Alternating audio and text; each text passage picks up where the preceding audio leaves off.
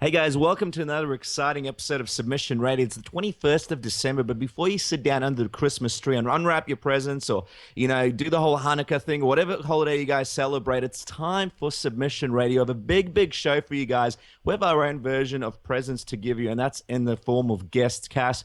Tell them what kind of presents that can they expect from Submission Radio this week? We've got two big ones. You might as well call this a Legends special. The first guest on Submission Radio is going to be none other than El Guapo himself, Bas Rutten, making his third appearance on Submission Radio. He's going to be chatting about a whole bunch of things to us. We got Paul Harris, CM Punk, the UFC lawsuit, a lot of things there. And the second one is a living legend. This guy is someone we're really excited about. We're almost surprised that he was willing to do our show. It's a great honor. We'll be having none other than Judo Gene LeBell. I mean, this guy has been described as the toughest man alive, and we'll be chatting to him about a whole bunch of things, doing movies with Elvis, training Bruce Lee, Ronda Rousey, judo in MMA, a whole bunch of things to talk about with Judo Gene LeBell, and of course, a lot to talk about with Bas Rutten. That's right, guys. The housekeeping, as always, check us out on Twitter, Submission AUS, at Submission AUS. Follow us, tweet us, speak with us. We love hearing from the fans and the listeners. And, of course, the YouTube page, youtube.com/Submission Radio AU. Check that out. Lots of great comment techniques of the week. We've got technique of the week, talking about Frankie Edgar's technique where he goes for the takedown. I believe it's set up with a kick cast. It's a kick counter to a takedown, I believe, on the page. Well, the way it is if somebody throws a kick, the way Frankie Edgar catches that kick and then he goes in for the takedown. We've got a couple of big ones as well in the next couple of weeks. We've got Daniel Cormier, the way he does a crash takedown, and of course John Jones, the way he does his takedown. So those are going to be two big ones as well coming to the YouTube channel. But getting straight into it, we've got the man on the line, Casper. I think we're ready to do it. Let's get the show on the road. All right, guys. Our next guest is making his return to Submission Radio. He is an absolute legend in the sport of mixed martial arts. He is a former UFC heavyweight champion, an icon in the sport, all-around funny and entertaining guy, and he's kind of like the $1 Million Man because they recently rebuilt him. He is none other than Bas Rutten. Bas, welcome back to Submission Radio. How are you? I'm doing great. My neck, it's rebuilt, and now I trained twice already in the ocean. I swim in the ocean in the morning. You did, so really? I'm back. Yeah. I do these crazy exercises underwater, for like 30, 40 minutes, and it's getting cold now, but it's a lot of fun. What sort of exercises are you doing underwater? All crazy exercises. It's all for rehab. I do.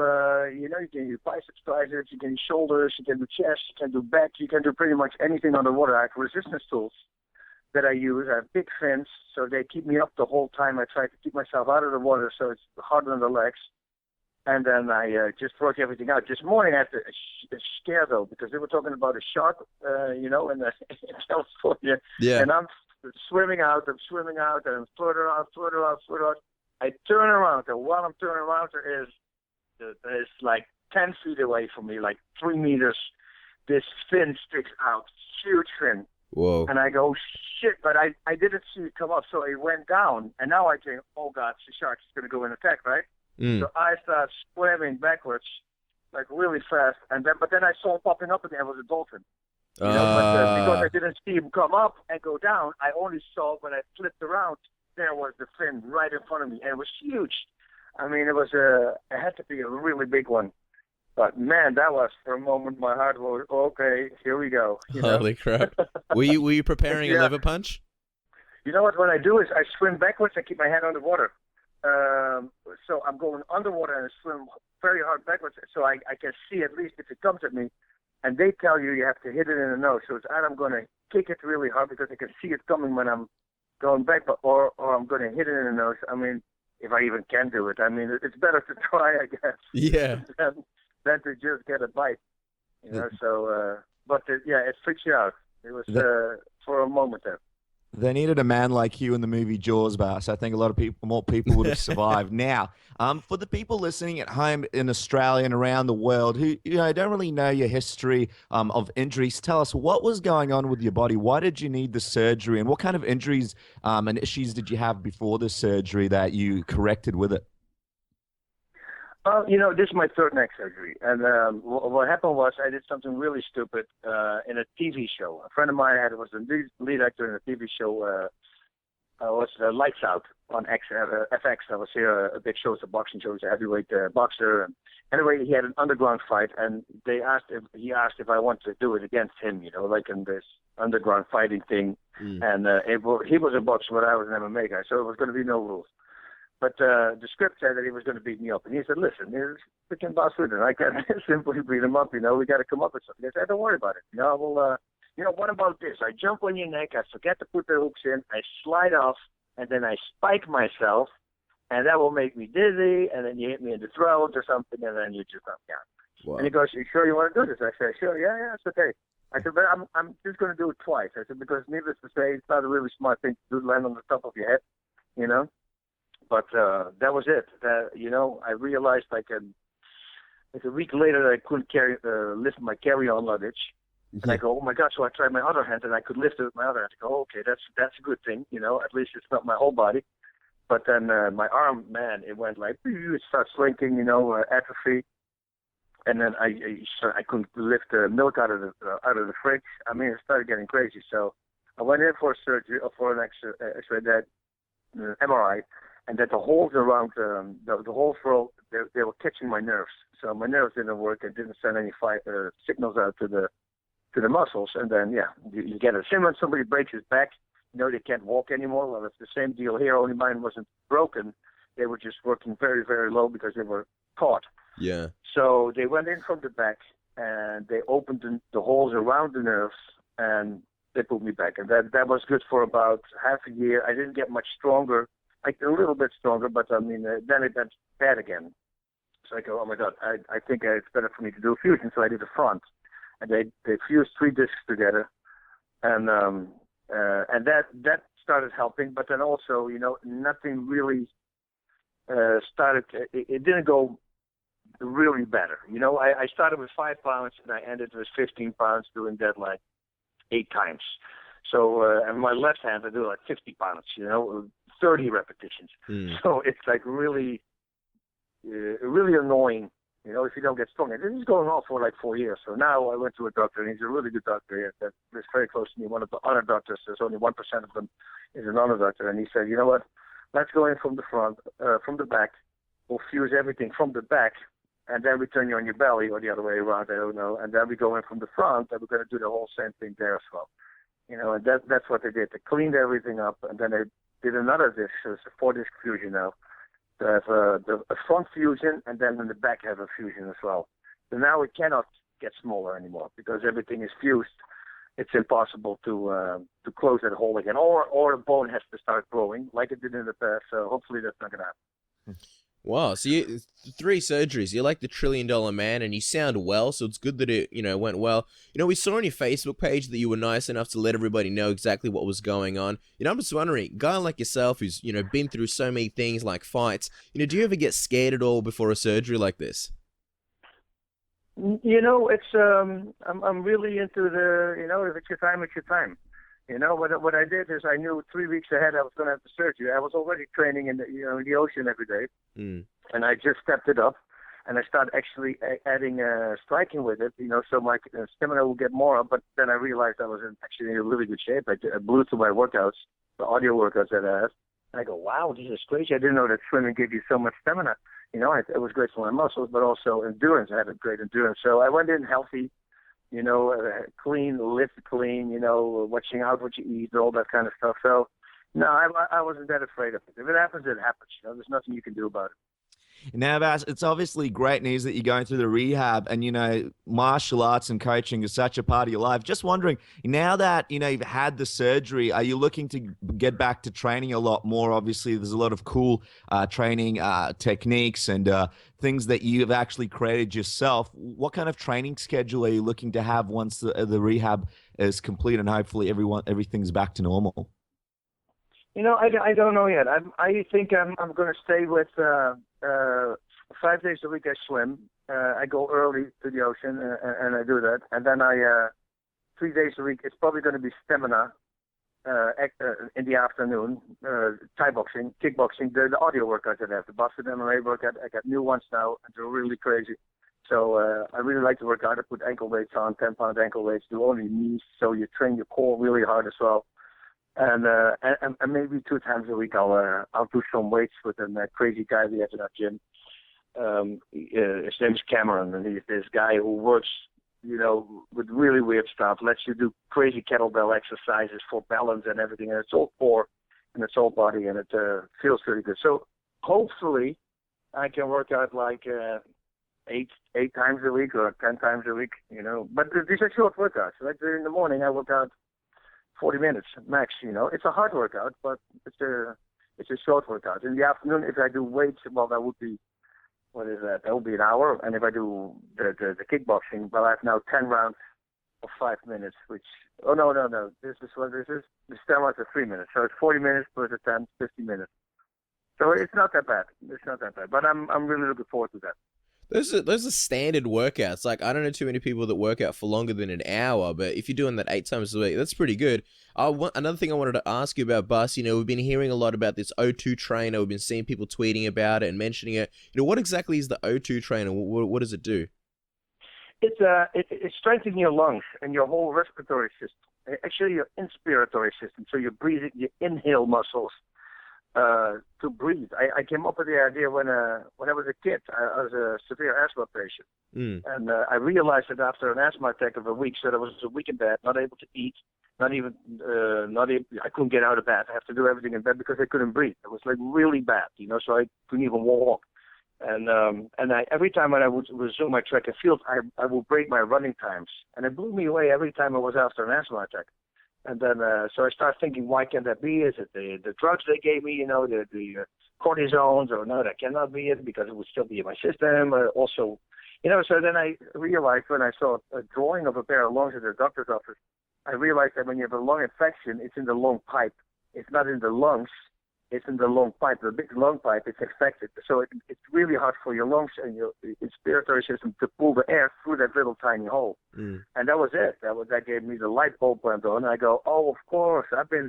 For a week, I've been sucking air in through this little tiny hole. And then when the infection is gone, it's much easier for my lungs to breathe. And that's why I'm better after asthma. So why don't I come up with something that controls my air intake? And that's what I did. I started working on it. I had coins with holes in them. I put them in my mouth, in front of my teeth. Like, I tried everything, but needless to say, it was very dangerous. And it's always been in my head. And 4 years ago, I just, all my friends knew about it, and they said, man, you got to start making the thing. So I started making it. And now the results are insane. I mean, they even have an inspiratory, but because all the other lung training devices, they control the air in. They have air with resistance in and air with resistance out. And the air with resistance out, I don't believe in, because I believe in totally emptying your lungs so you can use much more of your whole inhaling system, so to say, your inspiratory system. So I left that out, and that's why I have the patent on this thing. And in England, they have the device now. It's a machine. Well, it's a tiny machine, but you can't work out with it. It's much bigger. It's way more expensive, and it's also concentrates only on the inhaling muscles. And that thing is now covered by insurance for asthma patients. So now suddenly all the doors are open. And listen, I haven't used my inhaler for like a year and 2 months now. Absolutely nothing, And I used to use my inhaler even when I was competing at the highest level, in the dressing room. My lungs would close, we have a warm up, then I have to spray them open, and then I can go. Although I would sneeze really hard 3 times, my lungs would close. Every asthma patient has that, and then you have to open them up. Now I don't even have an inhaler with me anymore. I can jump in the ocean, and then I don't need an inhaler. Normally I have to really open my lungs before I would do that, but it's gone. It's crazy, and all the reviews on the website are saying the same thing with other people. I cannot medically claim it yet. But once money comes in and I can start doing testing, then I'm going to medically claim it. I almost guarantee that. That's awesome. Great, Bas. And guys, it sounds like an amazing Christmas present. I know there's a lot of sports down here that could really benefit from stuff like that, like NRL and AFL, which is our football over here, and a lot of MMA and Brazilian Jiu-Jitsu guys. So, Christmas is coming up. Make sure you have a look at this O2 training. Me and Caps have heard some amazing things, and it's definitely something you guys should gift to your club, to some of the people around here. I'm sure it ships internationally. Isn't that right, Bas? That's it. Exactly. It's o2trainer.com.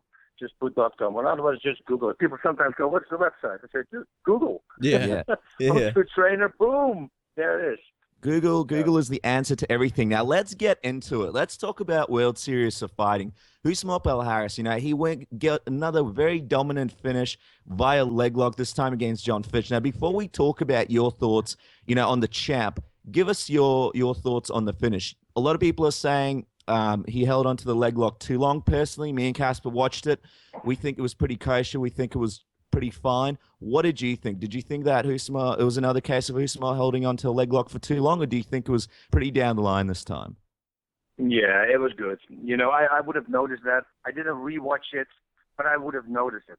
And you have to also put other things in play here. Like Fitch, he had a heel hook before, and he was really cranking the heels. Fitch didn't tap, and then when he rolled into the knee bar, he started also. And I think, at that moment when he doesn't tap on a heel hook that's already there, you automatically assume that your opponent has a higher pain tolerance, So maybe it was there, but I really don't believe so. I think they really should let this one pass. I think if he wouldn't have had all these things in the past, those 2 times, then nobody would have said anything. It's just because before it happened, and now everybody's looking at it, and if it's even a second too long, they go crucify him. So no, I think it was okay. Now, since dropping down to welterweight and obviously coming over to World Series of Fighting, Usman Palhares, to say he was dominating is an understatement. What are your thoughts on the welterweight champ, and do you think there's anybody that can beat him at the moment? I think Fitch had a great game plan. He looked really good in his striking. He connected a few times already, and he's a good wrestler. And that's what I said in the opening of the show. I go, he needs to use his wrestling to keep this fight standing. He cannot go to the ground. Even when you're on top, the guy is dangerous with leg locks. It doesn't really matter if you're in mount, you will find a way half guard, boom, there's a leg lock again.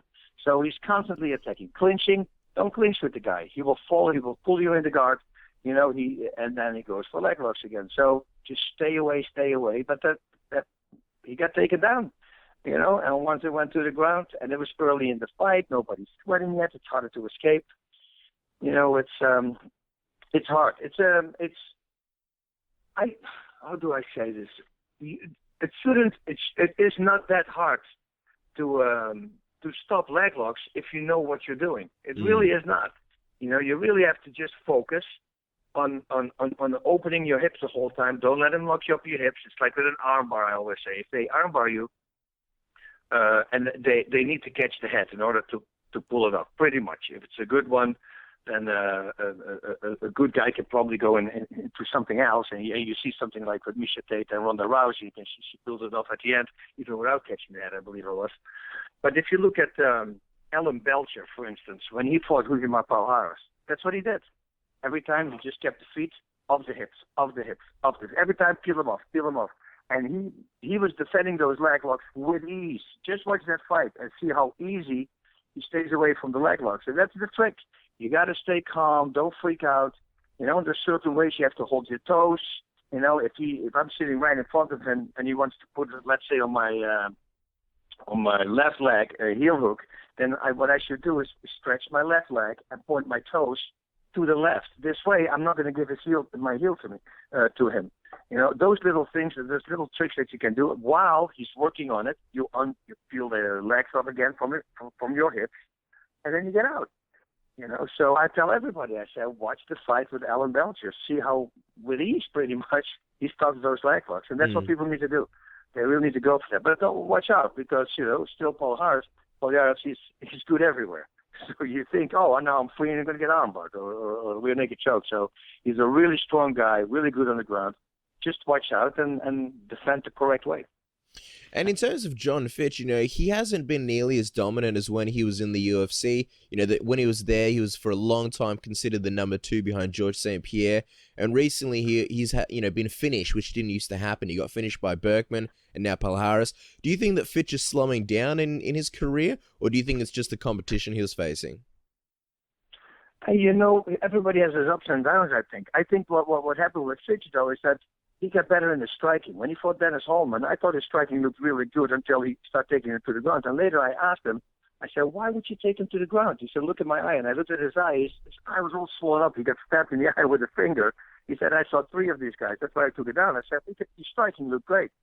So now he really focused on his striking. He looked also a little bigger to me. I think he's been hitting the weights also. But he looked really sharp in his striking, and maybe he got comfortable. Maybe he connected, because he did connect a few times with good shots. And, once you get comfortable against a guy that you shouldn't be comfortable against, maybe that set him up to be taken down. It's just bad luck. I hope he sticks with it, because now with the striking that he has, I truly believe he can do much better than he did against Polias. A lot of Australian fans, MMA fans, and New Zealand MMA fans, they haven't had much of a chance to watch World Series of Fighting, unfortunately. But, it is a very, very cool company. There's a lot of really great fighters. There's a lot of really great fights. And it looks like the company's really evolved since its inception. You've been a pretty big part of the company, Bas. You've been the voice of it. Tell us, what kind of evolution have you seen in World Series of Fighting? And, where do you see the company going? Where do you sort of see them slotting in with all the other companies at the moment? I think they're doing really well. I mean, we have 16 shows already in 2 years' time. So I think the company is great on its way. We got some great signings. This year, we're going to go international. I heard Australia was on the map too, New Zealand. Today, we want to go to Japan. You see, with the NBCSN network behind them, I think that's a great thing. You can see it on regular TV as well, on a good channel. And some fights, like big fights, they're going to have on NBC, on just a major network, so that is really good as well. So I just think that they just keep on rolling and keep getting better. And if you see guys like Moraes, coming in and just demolishing people, and then Shmelino Rama, my God, his name, they always have a problem with that. That he's a great fighter. You look at that guy and you go like, "Whoa, that's real." When you see him, he doesn't look as super fast, but man, he's light on his feet. He's got great striking power. Now all these guys, everybody is Aguilar. He's doing great. I mean, I think this guy's going to be hard to beat. Justin Gaethje. I mean, he put himself on the map. Everybody knows this guy now. I mean, he's all over the place, and every fight you see him in, it's an exciting fight. Now, there's a few other things that we wanted to get your opinion on, Bas. Obviously, one of the biggest things in the world of MMA now is CM Punk signing with the UFC. We're just curious, what are your thoughts on this, and do you think it's a good thing? Yeah, I truly believe it's a great thing. He comes in with absolutely nothing. He's not. I mean, he's not saying, "Oh, I'm going to do this, I'm going to do that." He says, "Listen, I'm 36 years old. I always would love to do this. My time card is going to punch out, at a certain age, and I cannot do it anymore. Why not go to the UFC and see if I actually can do it now?" And Dana is going to be good. He's not going to right away feed him like the champion or something. Give him a normal fight and see what he can do. And this guy, with all this dedication, because people can talk about WWE what they want, I mean, these guys work. They work so hard. They do 220 shows a year, if not more, and that's just shows. That's not even without the traveling. So these guys are on the road the whole time. They have to do these shows. He already knows how to deal with the audience. That the other guy that comes in mind to me, and don't hold me to it. I'm not going to say he's a Sakuraba, but Sakuraba also is a pro wrestler who already had a great ground game. But I think once you're used to that audience, and to do things under pressure, it's a great way to come in. And if he already has a great ground game, and he also said, "Listen, I'm still a white belt. I didn't even have a blue belt because I'm so inconsistent with my training," because he trains in Florida, I believe, with Henry Gracie. And he says, I'm almost never there, but he trains also where he lives with all his friends, and he rolls a lot. So his ground game, I truly believe he has a solid ground game. The mindset is there. Once a guy like that goes to train with all the pressure that he has, that will only help him in training. And then the pressure in fighting, I don't know if that's going to get to him because he's used to performing under pressure. It's like stand-up comedians. Most of the time, these guys are great actors as well because they're used to perform under pressure with a live audience. It's got to be the most nerve-wracking thing there is. So then when you do it in a movie, that's kind of easy. And I think he's going to have that too. Only the striking, that's what everybody, of course, now is thinking about. How is his striking, and can he stand with somebody? Are they going to give him a great wrestler who's also a striker? That would be a problem, maybe. Or they say, no, let's just get an even guy, also a guy who's great on the ground, and see what happens. I see it as a great thing, great for mixed martial arts because you have more eyeballs coming from WWE fans. They're going to tune in now. They want to see it as well. So what's not to like? Yeah. Now, that's, me and Castle, we kind of like this whole CM Punk thing because he's one of these guys that sort of says, look, I'm going to set my mind to something and I want to achieve it. And that's really admirable. I think that's a really admirable quality. But, from your professional experience as a trainer, because, you're one of the best, and we definitely think that on this show, can a guy like CM Punk, like you mentioned, with a limited ability, can a guy like CM Punk, in a number, let's say, of like 8 months, is that a possibility from a trainer's standpoint? And also, following on from that question, we remember when Brock Lesnar was fighting, you had a lot of advice for him, especially when it came to striking. As somebody who's had a ton of experience coaching, what's one piece of advice that you'd give CM Punk right now as he picks up his skills? So it's a bit of a two-part question. It depends on everybody. With me, I didn't get the ground game in the beginning, and then a really stupid thing made me suddenly understand the ground game. Like when they told me, oh, if I block your right leg and your right arm, I can push you to that side because you cannot base out. It was literally something stupid like that. And I was literally looking at the guy and I go, oh my God, I never saw that. And I think that since then, and that is a long time ago, I maybe tapped 3 times in the rest of my life. I never lost a fight anymore.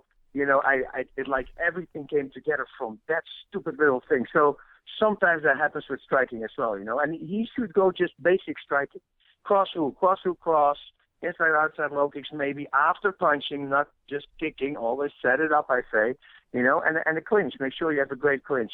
And once you start fighting like that and you know really well how to give a cross hook the correct way and give it hard and solid and you aim for the shots, then a cross liver shot is not that big of a stretch. Or a right straight to the body and a left to the head. It's all the same movement. You're only changing the height step.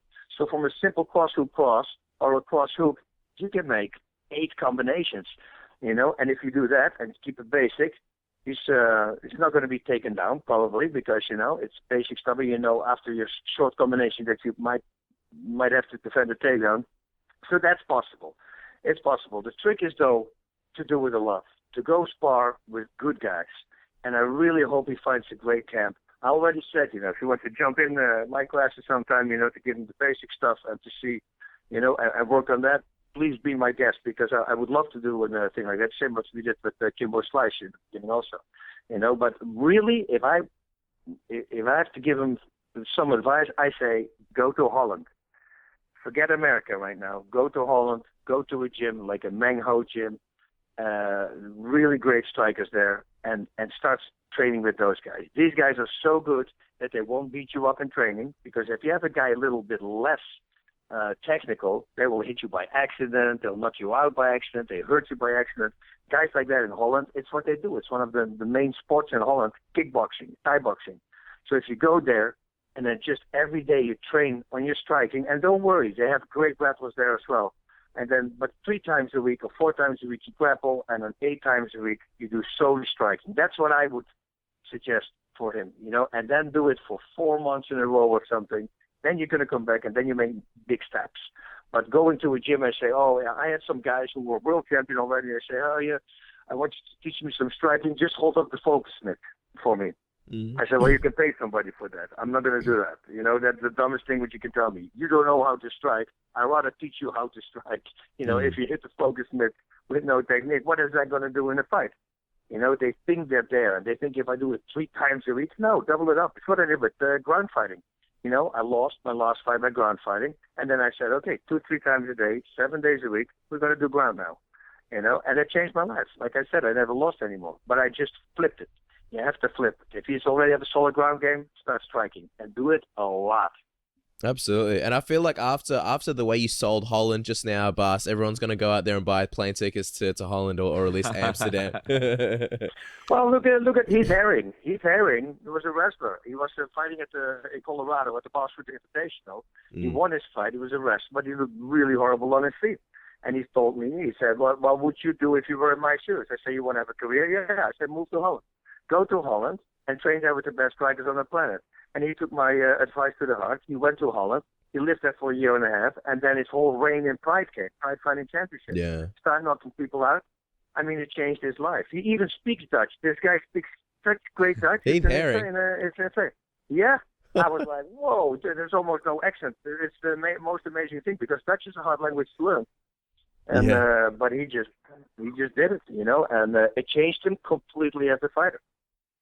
I'd love to see CM Punk come back and cut a promo, but he cuts a promo like in Dutch. That'll be the funniest thing ever. I was gonna say, that will be something. Speaking of Holland, we want to get your professional opinion. Your fellow Dutchman Alistair Overeem, who we've spoken about many times on the show before. He went up against another Dutchman, obviously in Stefan Struve. Stefan was coming back from a bit of a layoff. Now Overeem got back to his winning ways.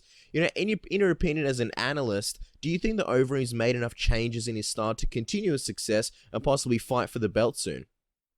I don't know. To tell you the truth, I didn't see the last fight, and it is because I've been gone for the last 12 days.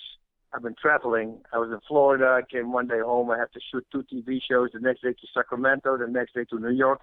And I just came back from New York.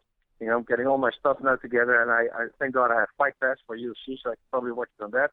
But so then I can see how the fight went. You have to also understand that Struve went in.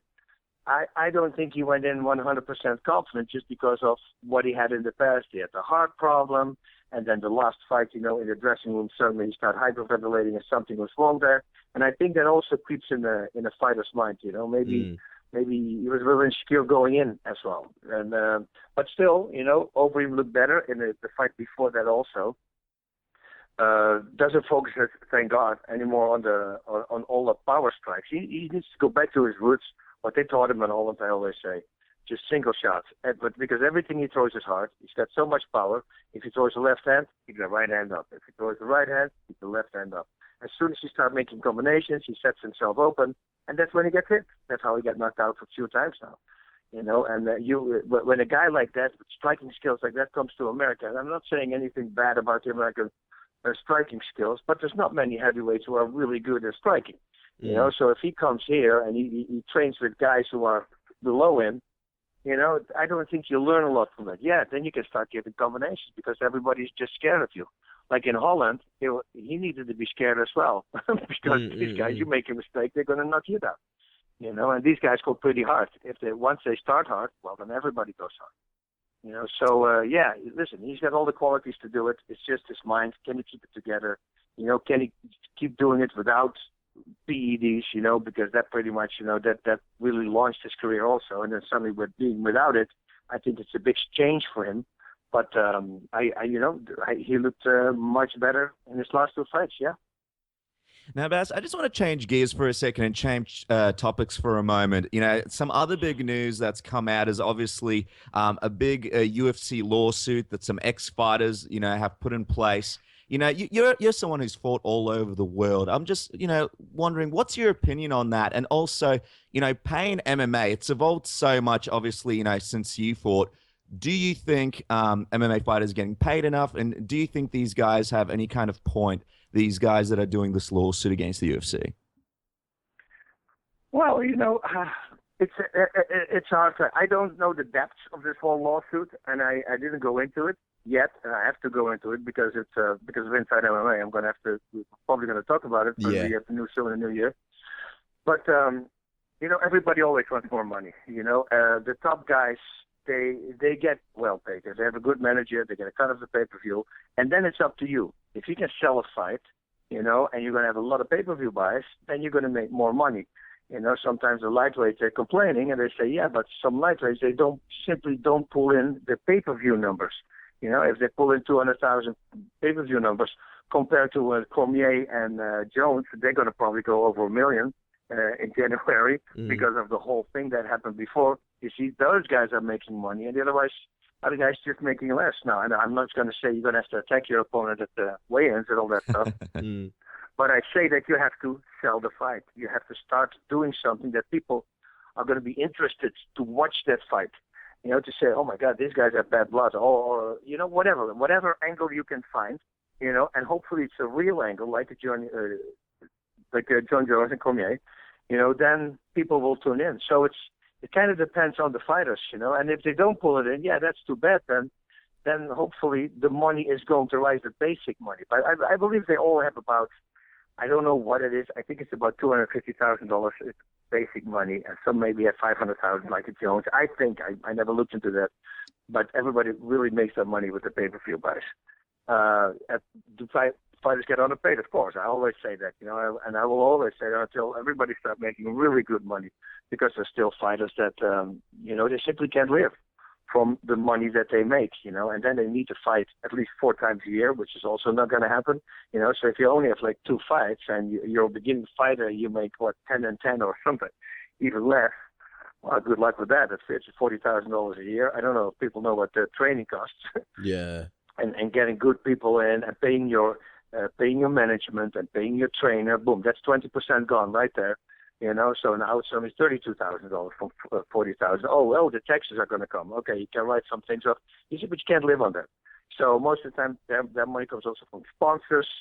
The sponsor deal actually from Reebok that's coming up, that sounds really promising to me. $70 million. That all that money is going to be spread out among the fighters. Of course, some fighters get more because they're more popular. They have this popularity scale. I don't know how to call it different. And that's how, they're going to see this guy get so much, that guy gets so much. But it's a lot of money, $70 million, and spread out over, I don't know how many fighters they have, 700 or something. It's still a lot of money. Yeah, it's crazy. It's definitely interesting, and we can't wait to see you and Kenny Rice chat about it on Inside MMA, especially once you've looked into it a little bit further. Now, Bas, before we do the tap out round and finish up with you, just quickly, we wanted to ask you. Obviously, Bas Rutten interview wouldn't be complete without a Pride story. We were just wondering, seeing as he'll be fighting Nick Diaz, do you have any Anderson Silva Pride stories? Anderson Silva Pride stories. No, pretty much. It's the only thing that I one time, but it's not a fun. Anderson is a lay low guy, nice, relaxed, and a calm guy. So it's very hard to find crazy stories about him. But he, the only thing I can remember is that when I looked one time at my window from my hotel room, looked out on the tennis court in the hotel, the Hilton in Japan, and I saw him I believe it was in. The tennis ball. That was the only thing he was doing, moving around with the tennis ball, like a what is it? Like shadow boxing? Basketball, like a basketball, but then with the tennis ball. He was footwork, constantly moving, jumping around, and he did a lot of crazy movement. And that's pretty much the only thing that when I saw him train that he did different than other people. Yeah. Yeah, but it's not like when we're going to sit down with other fighters. And we have crazy jokes in the morning at breakfast at 5 a.m. because everybody's awake because of the jet lag. And, and people, and then the table with 4 people becomes a table with 15 or 20 guys, and everybody's cracking jokes and doing stand-up. It's hilarious, that's all. But Anderson is a really lay-low guy, that's why. Well, yeah. Sorry, you go, Dennis. Sorry, Cass. Yeah, we were going to say we were speaking to Enzo Gracie on the show a few weeks back, and he told us a pretty funny story about how Dennis Holman and Don Fry got into a fight, and you tried to break it up and accidentally got kicked in the head.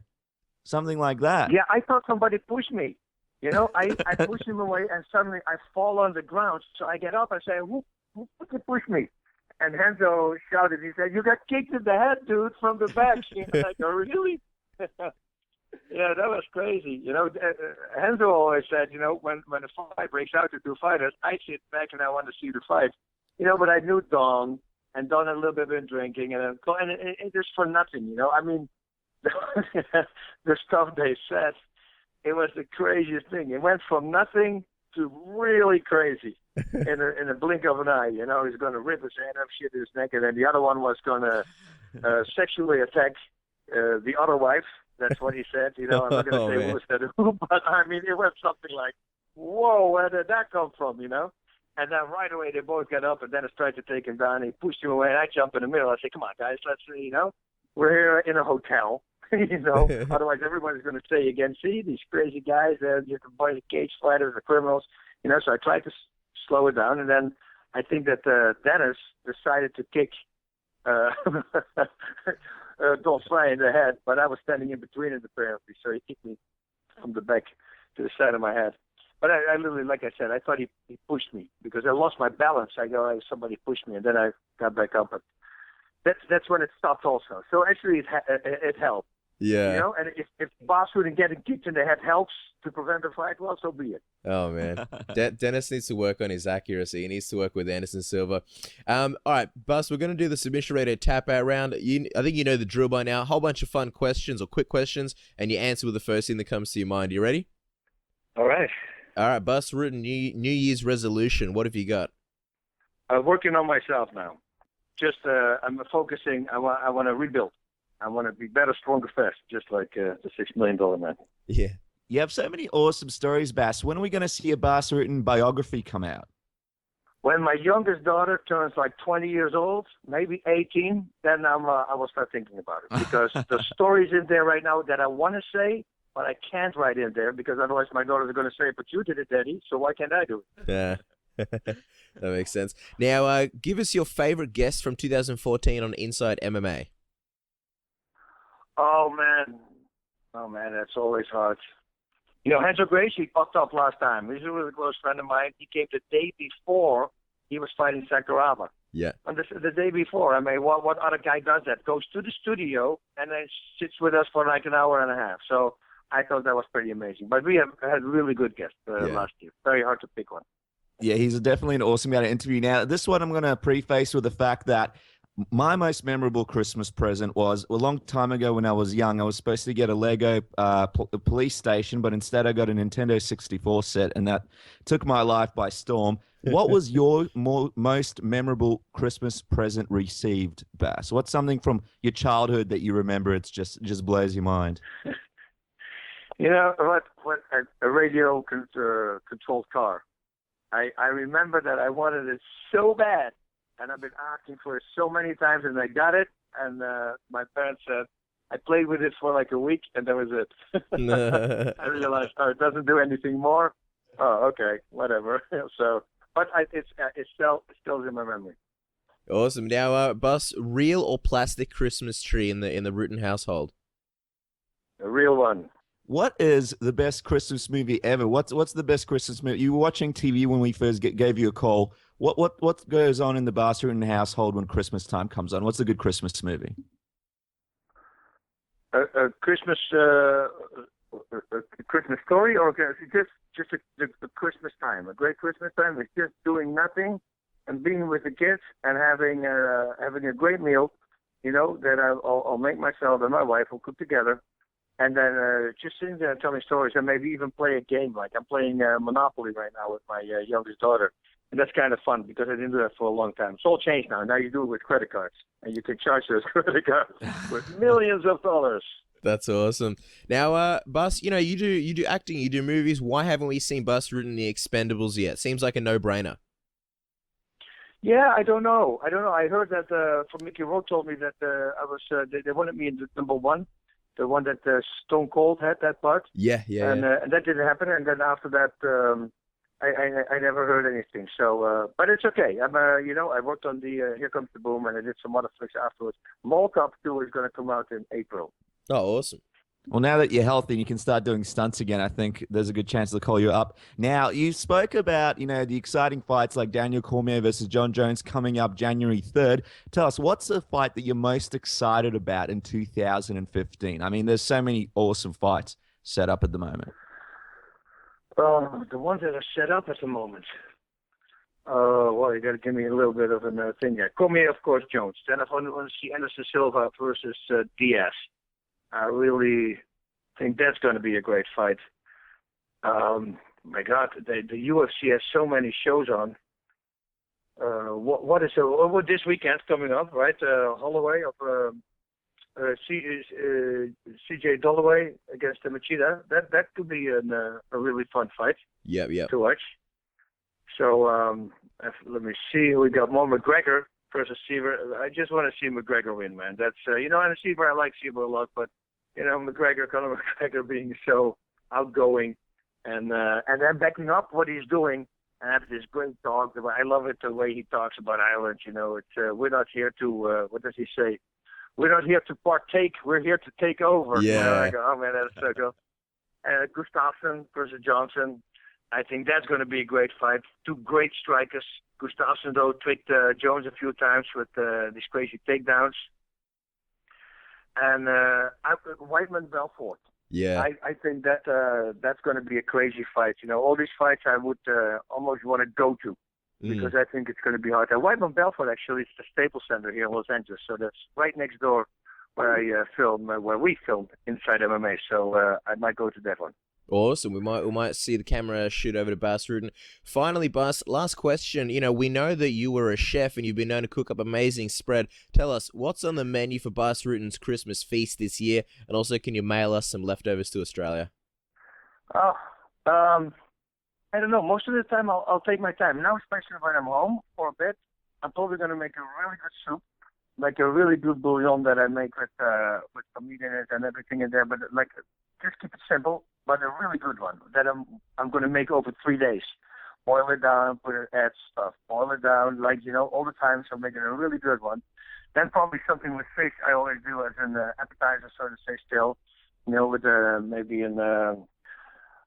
as in a bechamel sauce. I really like to make that. It's a warm sauce you make with egg yolks and a liquor and with sugar, and you make that and you fluff that up on the stove. You have to watch out that you don't bake it because with eggs, you can bake it. So you have to really watch out. Most of the time, you can also do it. Au bain-marie is what they call it. It's in the hot water. You can put the pan in the hot water and do it like that.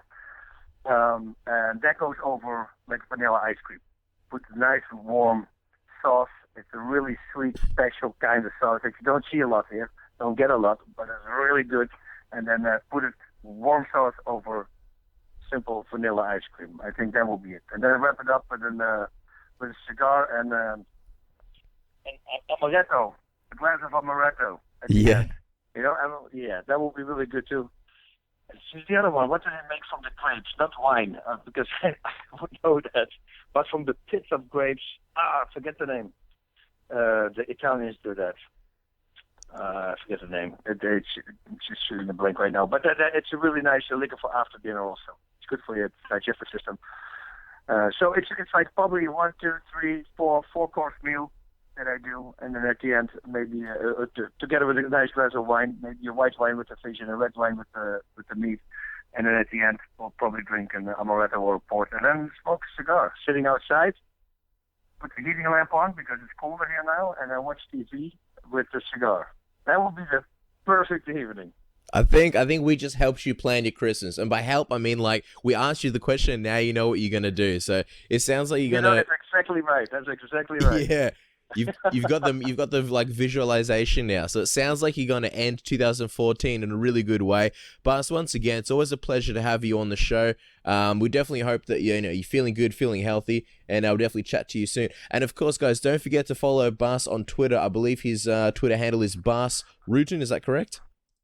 Yep, MMA. Bas Rutten MMA. Bas Rutten MMA. And of course, don't forget to check him out Inside MMA next year when they come back. It's always a pleasure having you on the show, Bas. Thank you very much. And also next week, actually, I believe it's the 25th or the 27th, we have the BOSSy Awards, which are the awards that go to the best fighter, best female fighter, best male fighter, best knockout, best knockout with kick, best submission, all that kind of stuff.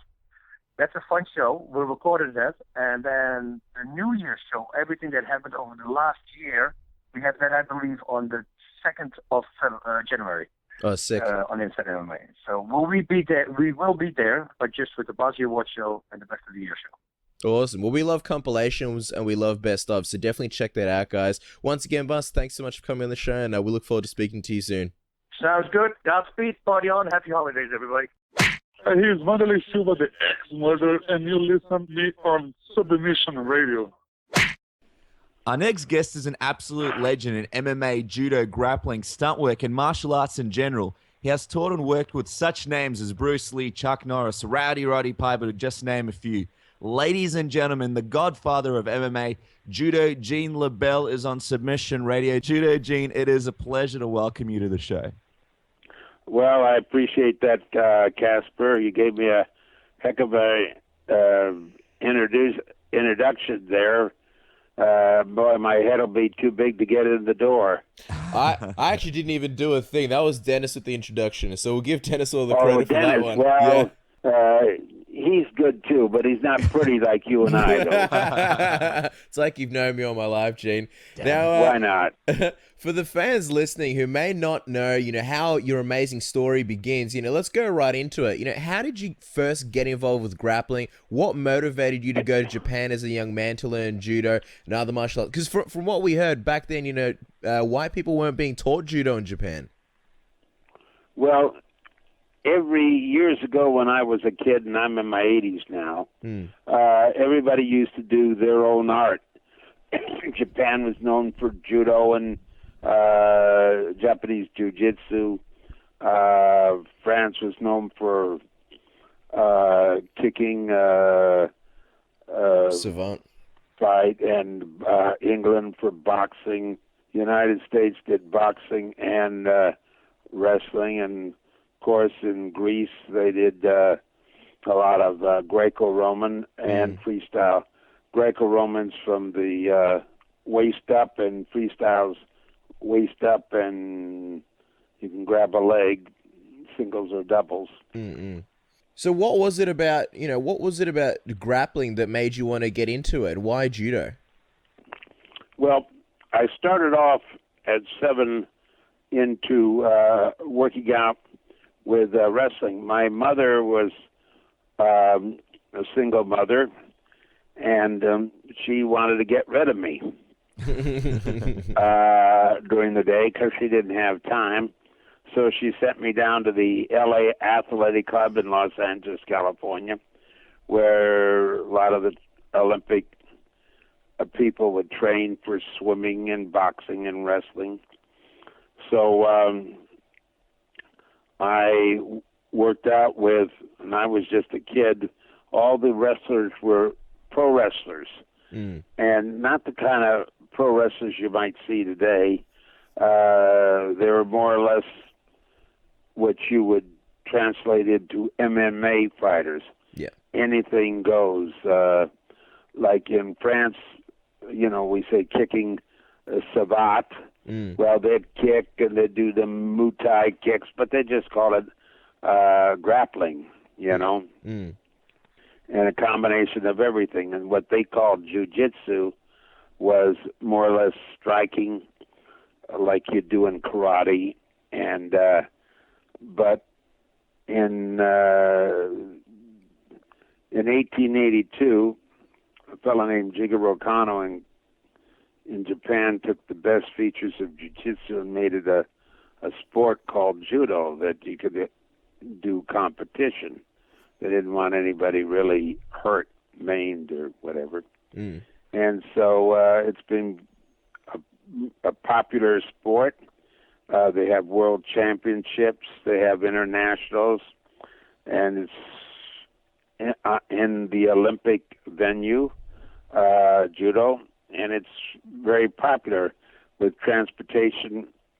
Now you can go to any country and work on their specialty. And now all the countries, South America, Brazil, they do not only jiu-jitsu, Brazilian jiu-jitsu, but they do boxing. They have Olympic medal winners in judo. They're very good. And Gene, just if you could just take us back and explain sort of what was the reaction in Japan when you arrived there back in the day to learn judo? Were the dojos receptive in teaching you, or was it one of those cases where they're sort of very selective in who they trained in judo back in those days? Well, mainly when I went there, I did a lot of training here in the Los Angeles area.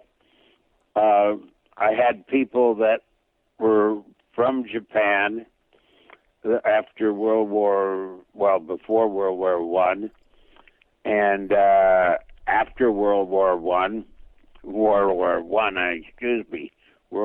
Two, and they had different dojos around the country, and I worked out at most all of them, and everybody has a different style. There's in judo, there's many different ways to do a ogoshi, like a hip throw. Yeah. And they call it a whizzer in wrestling. A lot of the things in wrestling, years ago that I learned was they have similar holds in judo, only you're using a jacket to grab with. Yeah.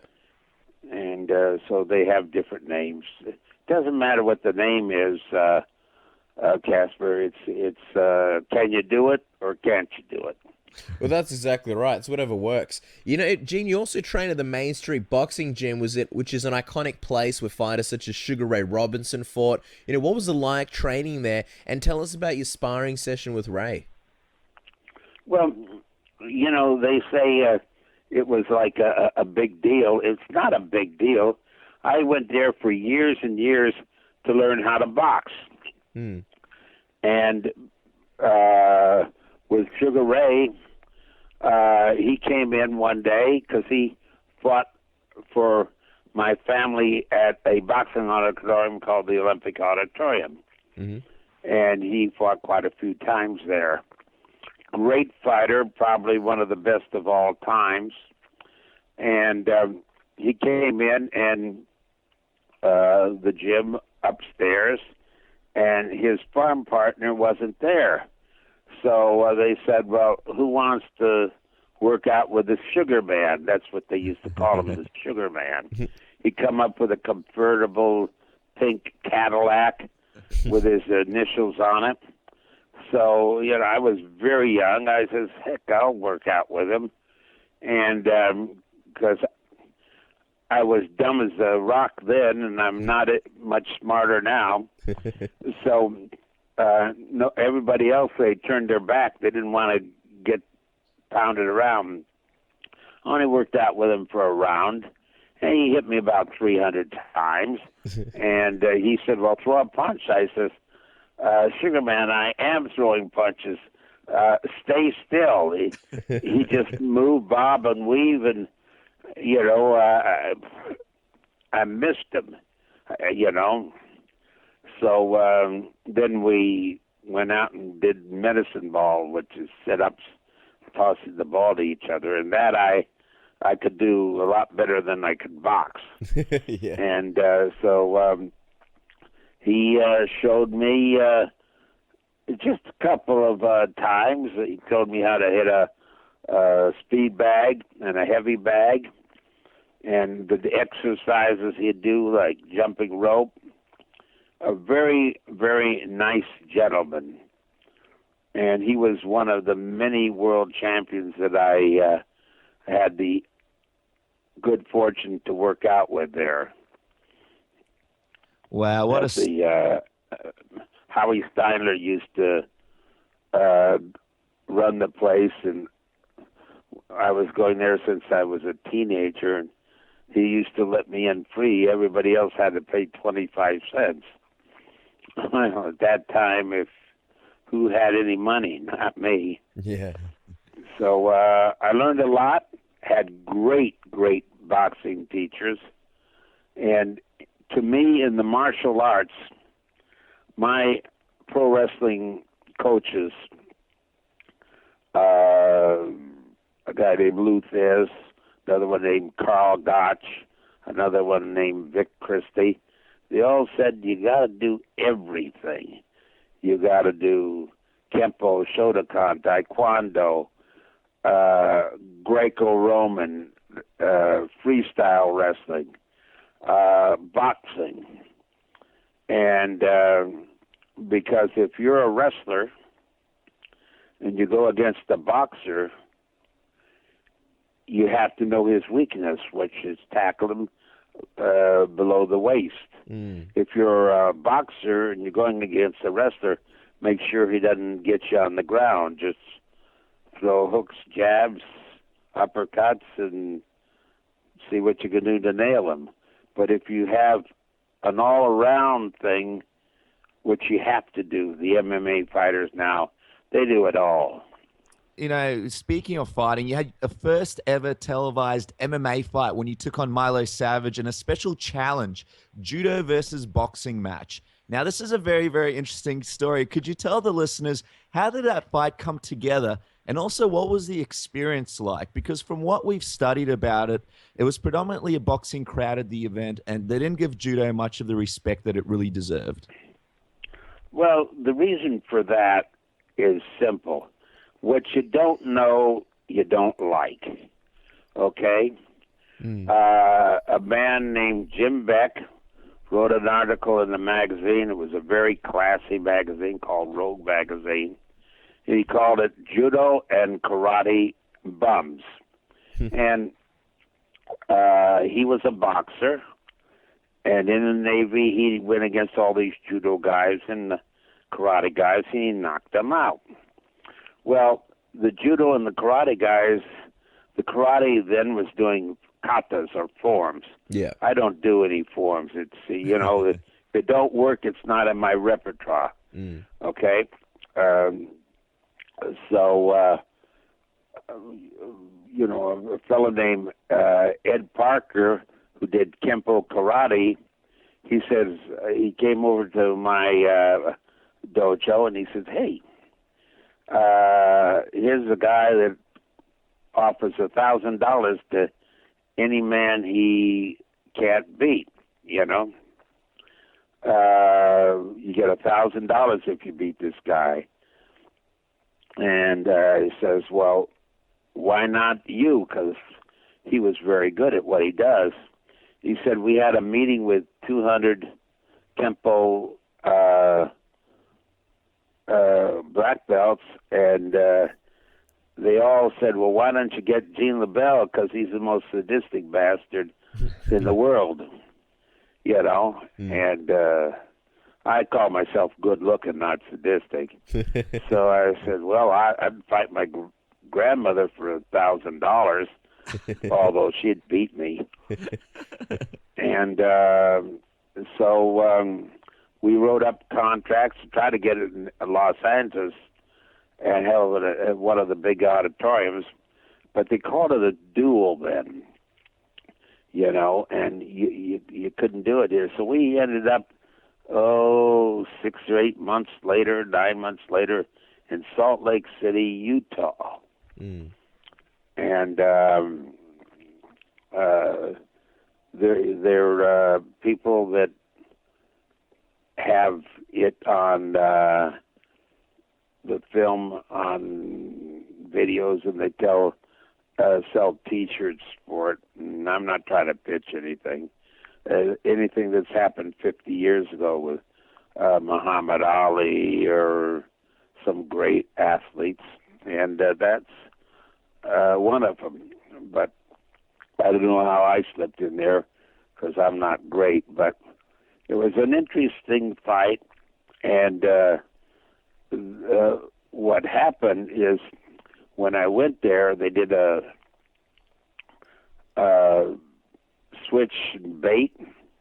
Instead of having Jim Beck, who was a pretty good fighter, I guess, they put on Milo Savage, who's number 5 in the world in ring boxing, and he was in the Fulmer, Gene Fulmer, Don Fulmer's corner, or home where they trained great fighters. Gene was a world champion, and so this Milo Savage evidently went against a few judo and karate guys and broke their jaw and sent them to the hospital. Wow. Well, I tell you something. The reason they did, because they didn't know boxing. If you're going to go against a boxer, you better know what he can beat you with and make sure you don't get in his firing line, So I grew up in boxing. A lot of people don't know it, but I did. And I spent a lot of years in the gym, so I knew what to expect. And it was interesting. Absolutely, Gene. Now, we heard that, and correct us if we're wrong, but apparently they said that you weren't allowed to throw any strikes in the match, and you were only allowed to do judo.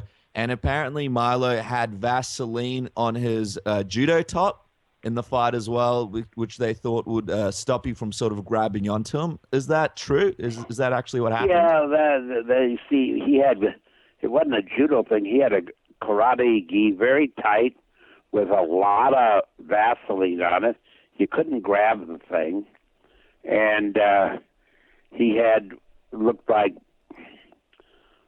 sparring gloves, but they're brass knuckles. Wow. I took a close look at him. My coach did also, and they were metal on the side of the where you strike. You know, your fingers would go through. Mm-mm. You know, bags that you hit a heavy bag with. Yeah. You know, and so my coach said, "You're not going to fight the guy with the brass knuckles today." I says, "Why not? I'm hungry. Let's get it over with so I can go out and eat." You know, like I say, I'm not too smart. So we went in there. It was supposed to be 10 rounds, and they sort of changed the rules. They say it's to a finish.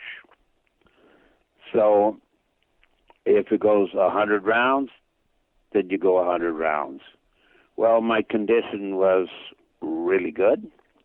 So I says, I can go 100 rounds.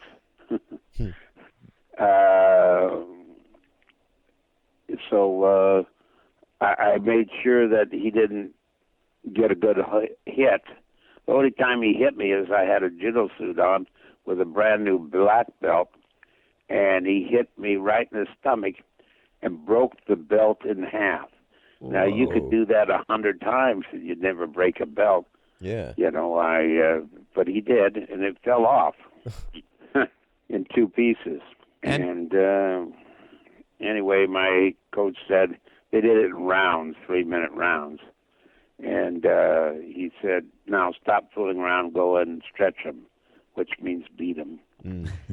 And so it went on, and if you want to tell him the results. Yeah, no, it would be great because we heard apparently at one point when you had him on the ground, he was trying to bite your fingers. Is that true, Gene? My thumb. Your thumb, right. He put my thumb in his mouth, and I said, Milo, if you bite my thumb, I'm going to take your eye out. Now, my coaches in the wrestling, I mean, you talk about sadistic. They're sadistic. And he opened his mouth to say something, and when he did, I grabbed him in a choke and choked him out. But the referee, who was also a doctor, he didn't know the guy was out. He's a heck of a doctor. And so I just said, well, hey, I just keep the choke on till he dies, I guess. And because at that time you figure, well, you're fighting for your life. Mm. And so I held the choke on for maybe 20 or 25 seconds. Mm. And usually you can choke a guy out in 4, 5, 7 seconds at the most. Mm. And so when the referee broke it up, he's unconscious. He was unconscious for like 20 minutes. And, smelling salts didn't work. Well, you got to know Katsu or how to revive a person. Mm. So my coach got in the ring after 20 minutes and revived him. But he was still a little goofy. But what a great fighter he was. I mean, I saw him fight at the Legion Auditorium in Los Angeles, main event. He stepped in the ring, threw some punches. The guy went down and out, and then he walked out of the ring. Mm. And when the referee counted his opponent out, he turned around and Milo was already in the dressing room. you know, he knew he knocked him out. He wasn't going to stick around. Great fighter. When I went back east, my mother was given some kind of an award at the Hall of Fame thing, and I went back and I saw Gene Fullmer, and Gene Fullmer said he used to work out with Milo, and he said Milo could beat anybody in the gym, but he had a tough time getting fights. You know, but he was a great fighter. And I was going to say, with your fight, it wasn't so easy to get out of the ring. Obviously, you beat him, but we heard that people started throwing chairs and bottles and things. Well, I accidentally, when he was unconscious, stepped on him. Yeah. And you can see it in the film. It's not hard just to say, hey, man, you're down and I'm not. And, you know, it's just a joke. Yeah. And people didn't take it too nicely because they spent a lot of money gambling. And which many of them lost. And so they started throwing in chairs. That's in the film. Couches or little pillows or whatever they sit on. And then when I went to get out, a guy tried to stab me with a knife. Jesus. And I just slid it to the side and made it out. And that was a good thing. Yeah. And a lot of people were very unhappy. But a few wrestlers, pros, that were up there, and they bet on me against Milo. And they sort of helped me get to the dressing room, you know, shoved a few people aside. They were pro wrestlers. The old pro wrestlers are kind of different than a lot of people. My coach, and if you ever want me to talk about it, I will. They're the way they think. But ask me the next question. You know, we have the next question, but, you know, just lightly touching on that, Gene, you know, we are pretty interested to hear about, you know, the comparison to, you know, pro wrestlers back then and your coach back then. If you could just quickly tell us sort of what you mean and what's the big difference between the pro wrestlers now and the pro wrestlers back then, so people could get a good understanding of it. Now, they should wrestle, know how to wrestle, but you have to sell yourself. You have to have charisma and color and be able to wrestle. But they didn't have that then, and a wrestler would make his reputation by working out with guys either in the matches or in the gym. And I used to work out with this Carl Gotch, who was my teacher, and if you ever got one of my books, he showed me a couple of holds, and I give him credit. If somebody shows me something, I give them credit. And they call it the Kimura. They call it a double wrist lock or a downward arm crank. And he'd break the wrist, the elbow, and the shoulder. And he used to work out with really good amateur wrestlers, nationally known, and he'd hurt him. And I'd say, hey, Carl, why do you hurt him? And he says, simple. If you don't hurt him, then they'll say 5 years down the line, well, I wrestled Carl, and he's supposed to be a good wrestler. He didn't hurt me, you know. So when they say, hey, they wrestled Carl Gotch years ago, or his student, one of his students, Gene LaBelle, God, he did something to me, and it still hurts. Yeah. And Carl used to say, doesn't that make it feel good? And, you know, like like I say, I'm not that smart, and I say yes. Now, Gene, I wanted to ask you, you've worked with, over 1,000 films, TV shows, and commercials, as a stuntman and actor, and you did 3 movies with Elvis Presley. What was it like shooting fight scenes with Elvis? What was he like to deal with behind the scenes? Elvis was a good guy and a good martial artist. He did Kempo with Ed Parker and finally got his black belt through him. But, a lot of people are good martial artists or good fighters or good wrestlers, and they're not really good people. They're not nice. He was a great person. And I did a show called Blue Hawaii, and he was supposed to beat me up in the script. So I had him do a nice high judo throw. I showed him how to do it. Then I took a big fall for him. And after they said cut, he says, "That's terrific." He gave me $100 bill. Well, $100 is a lot of money then. And I said, wow, I didn't have any money. So I went down and had the biggest filet mignon steak I've ever had, salad and everything. I spent $6 with the tip. Can't eat it like that now, dollars, if you can comparison now. So if I wasn't so dumb, if I went without eating, I could have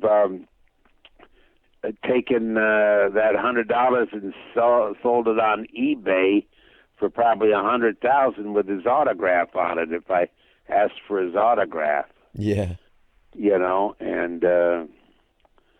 so just one of my many mistakes I've made in life. If I had that $100 now, it'd be really good. And a fellow I know, he has a program here. I don't know if it shows in Australia.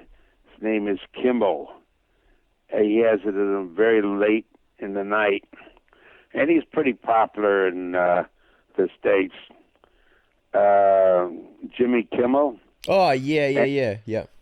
So I was on his program. If anybody wants to look at it, they say Gene LaBelle and Aunt Chippy, Jimmy Kimball, and his aunt. We played a joke on her and did about 7 minutes of a little thing. It's kind of interesting. Anyway, with Jimmy, I went out. He took me out to eat, and I told him to sell this thing, and so he gave me a $100 bill and signed it, which I still have. And I asked how he was feeling, because when he dies, that $100 bill is going to be worth a lot more because he's kind of popular. But he's a young man, and he'll probably live for another 80 years. And but I'll wait. I was gonna ask you, Gene. Yeah, we watched that video. We actually watched it on YouTube. It was you on Jimmy Kimmel, and you guys played a prank on Aunt Chippy.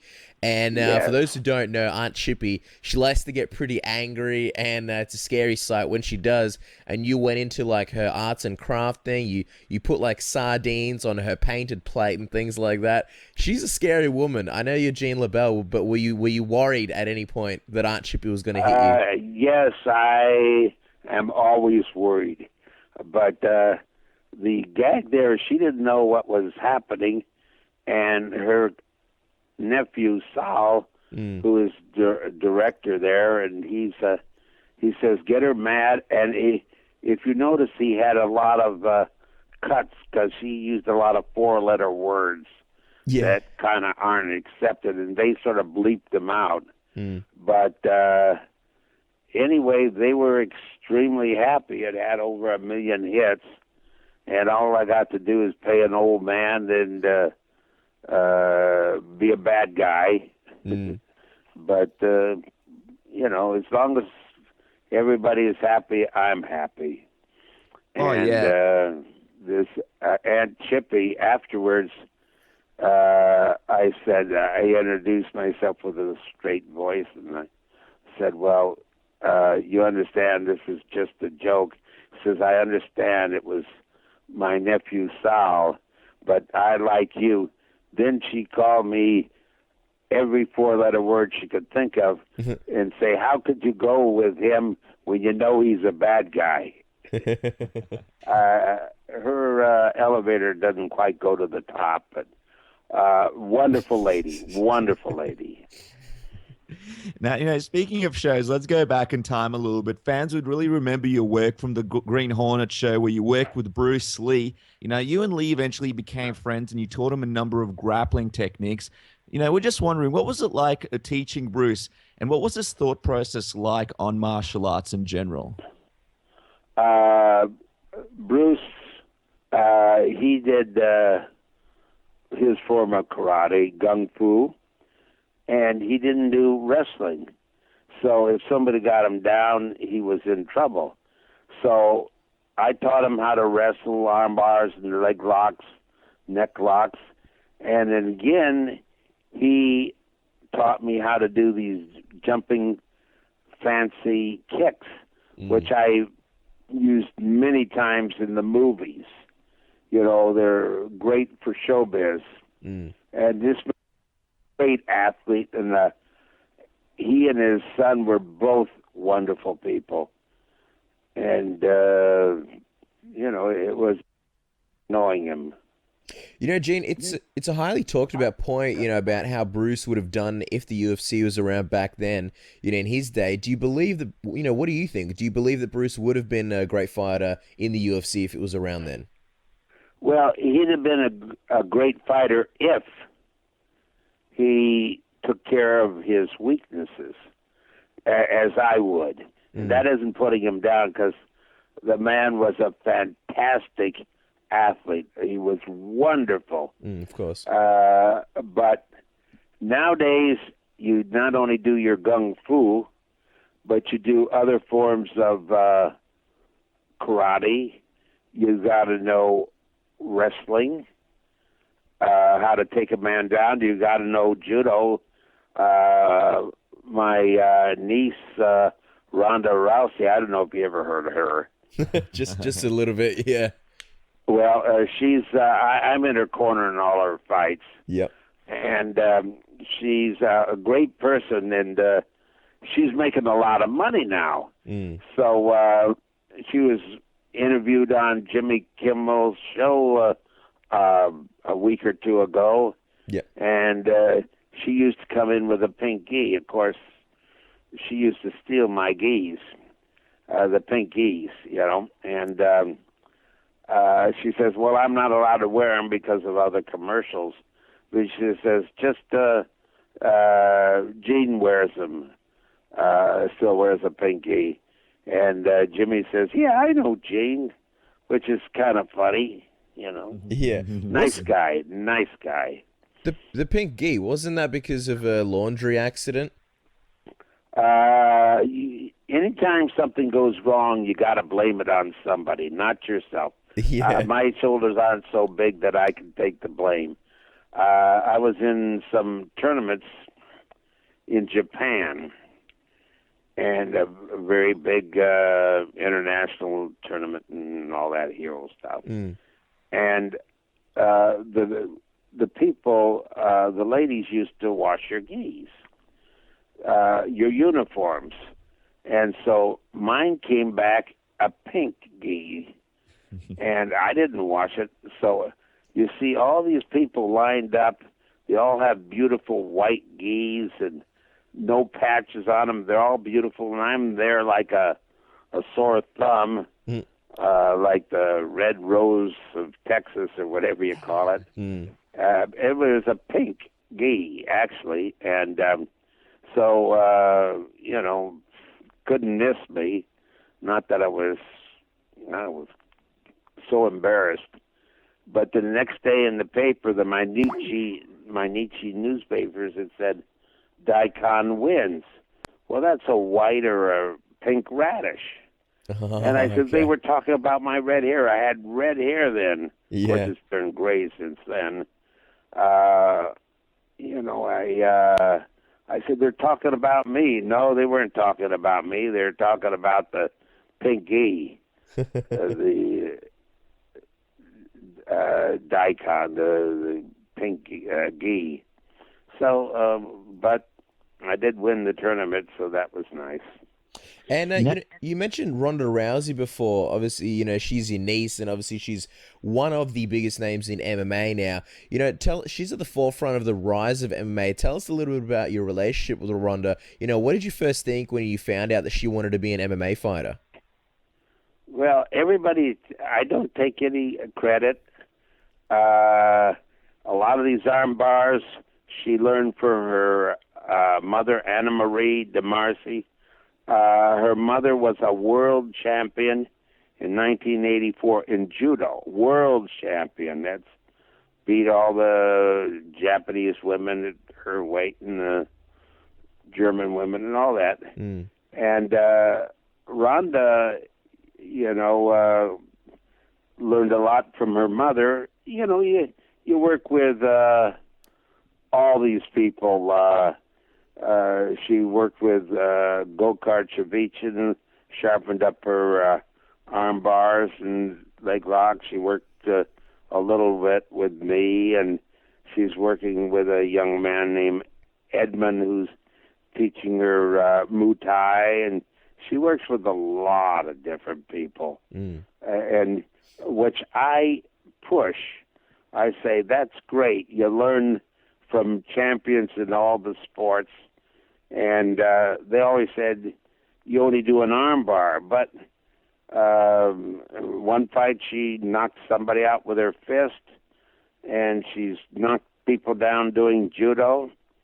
But as a person, she's a sweetheart, very, very nice, classy young lady. And somebody that's successful, you want them to be a nice person, Absolutely, Casper, Gene. are you a nice person? Sometimes, and I feel like it. He's lying, I Gene. never did like you.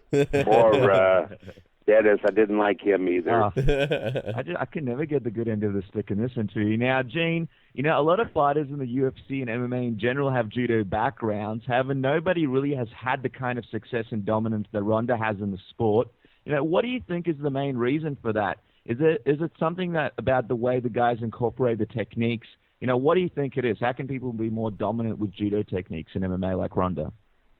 Well, she is a unbelievable natural athlete, and she trains harder. The harder you work, the luckier you get. And when I used to train, it was 6 and 8 hours a day. That's nothing. I'd go to the boxing gym. I'd go to the wrestling gym.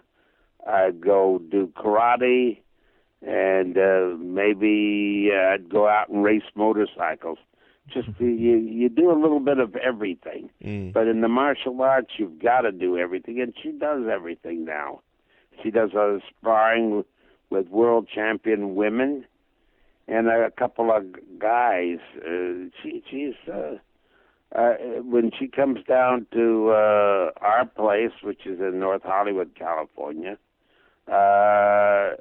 she does damn good with the men, And when you fight her, you don't have to be nice.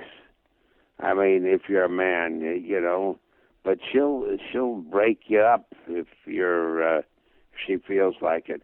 She's got a good attitude. I say a good attitude. She's sadistic, and that I like. It seems like the kind of attitude that you need to be successful in this sport. And in terms of success, I mean, she's got plenty of it. She's undefeated, obviously, destroyed pretty much every opponent. I'm just wondering, objectively, in your opinion, do you think there's anybody out there that could beat Ronda at all, or at least pose a threat to Ronda Rousey? Everybody can. On a given day, that's why you have long shots on racing. I tell her, she makes a fortune for the UFC fighting. But I tell her, if you could retire when you're on top and just do movie work. Because, like, I do movie work, and I got a retirement from the Screen Actors Guild. It's a big retirement, too. I got lifetime insurance. That's a big thing, you know? And when you get residuals, which means after you do a show, even the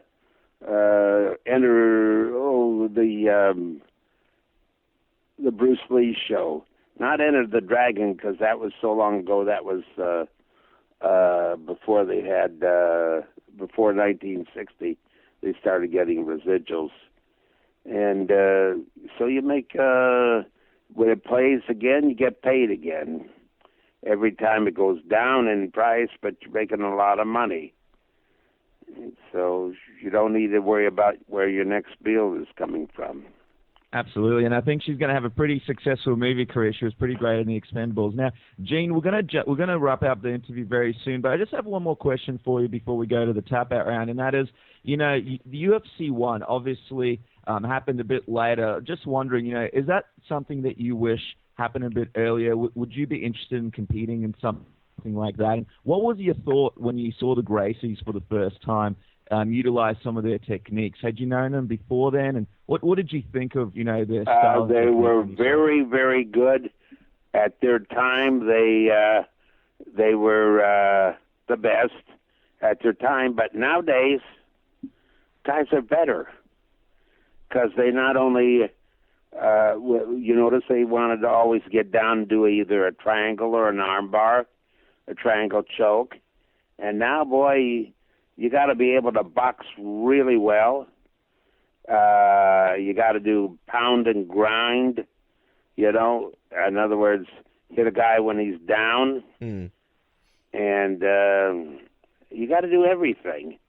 So I think eventually everybody's getting better, you know, for that kind of fighting, cage fighting, which I'm an ardent fan. I used to referee them, and now I just judge them in California, just in California judging. But the 28th of February, Ronda's fighting. I'll be in her corner, so I can't judge.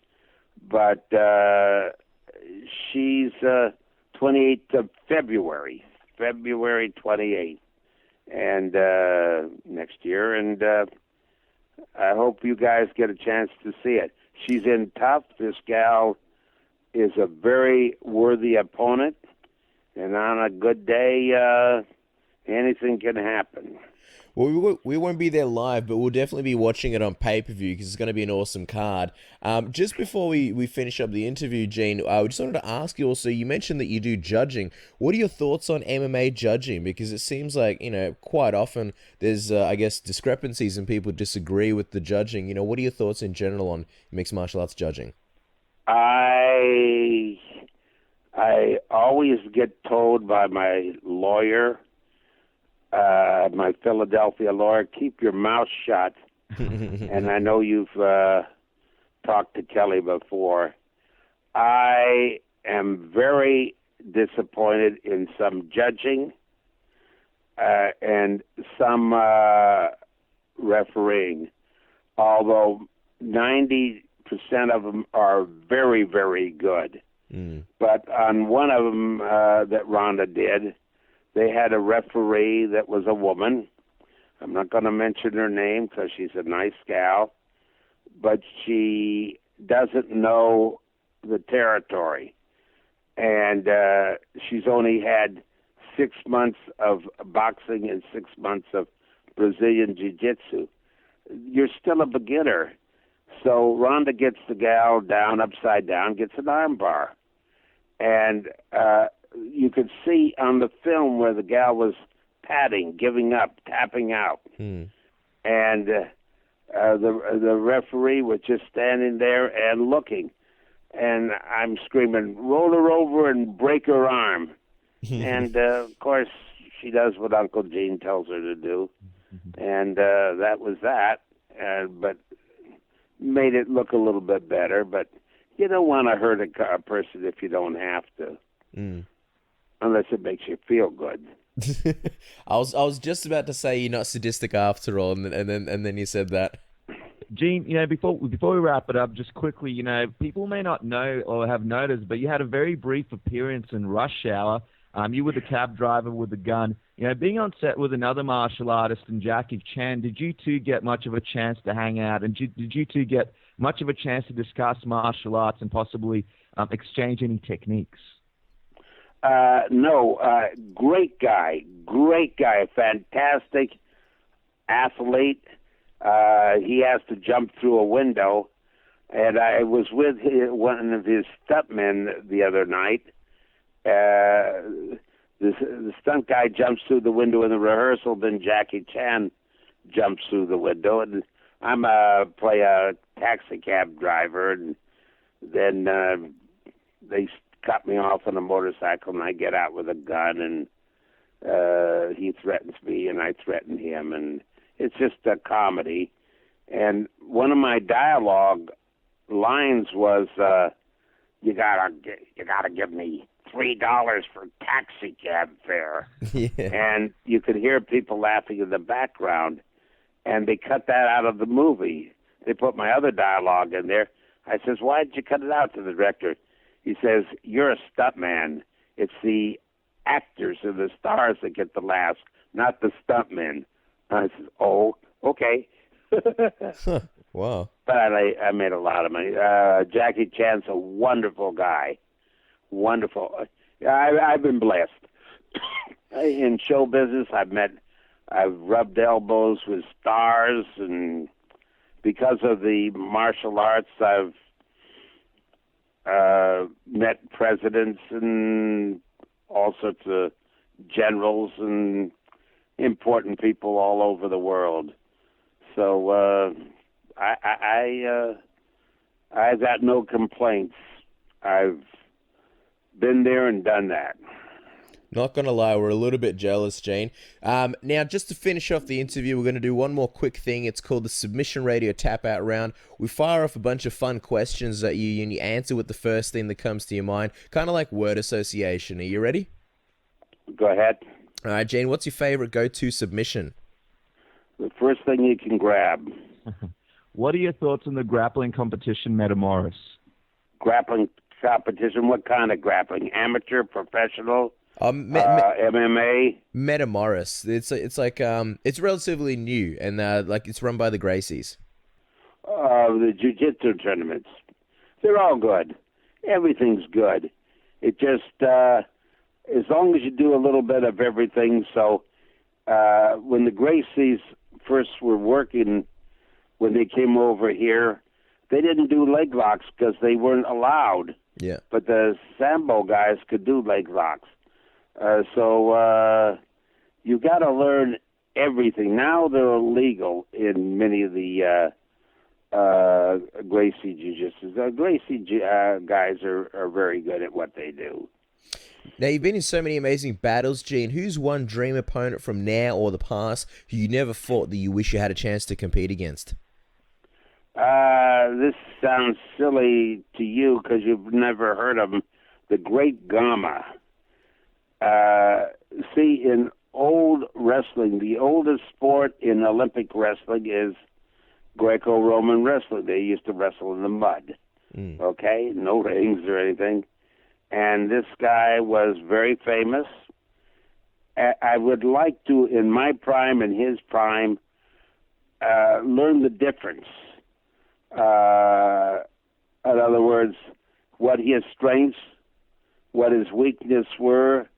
And now we seem to specialize in more techniques, which they usually try to get a guy down and maybe pin him, but no pound and ground. So you like to go back in time and wrestle or fight the best and see not only how you can compare with them, because if I went against Joe Louis, the fighter in his prime, he'd knock me into the nickel seats. But I would learn something. Kimura was an All Japan champion in his prime. He'd have probably beat me up, but I'd love to work with him. And he turned pro as a wrestler. He went down to Brazil, and nobody could pronounce downward arm crank or double wrist lock, but he used to beat the guys with that hold. So they called it the Kimura, and they still... I talked to some Brazilian guys, and they say, "Oh, we invented it." Yeah, good luck. It was on Egyptian walls. Then they do a top wrist lock, and they call it the Americana, because some pro wrestler went down there and beat everybody with a top wrist lock. There's nothing new. It just, they improve on it because they do a lot more sparring, and they know the positions change, and traveling around the world, you learn a lot. You never stop learning. I learn something every day. Absolutely. Mostly to keep my mouth shut. We're learning a lot right now.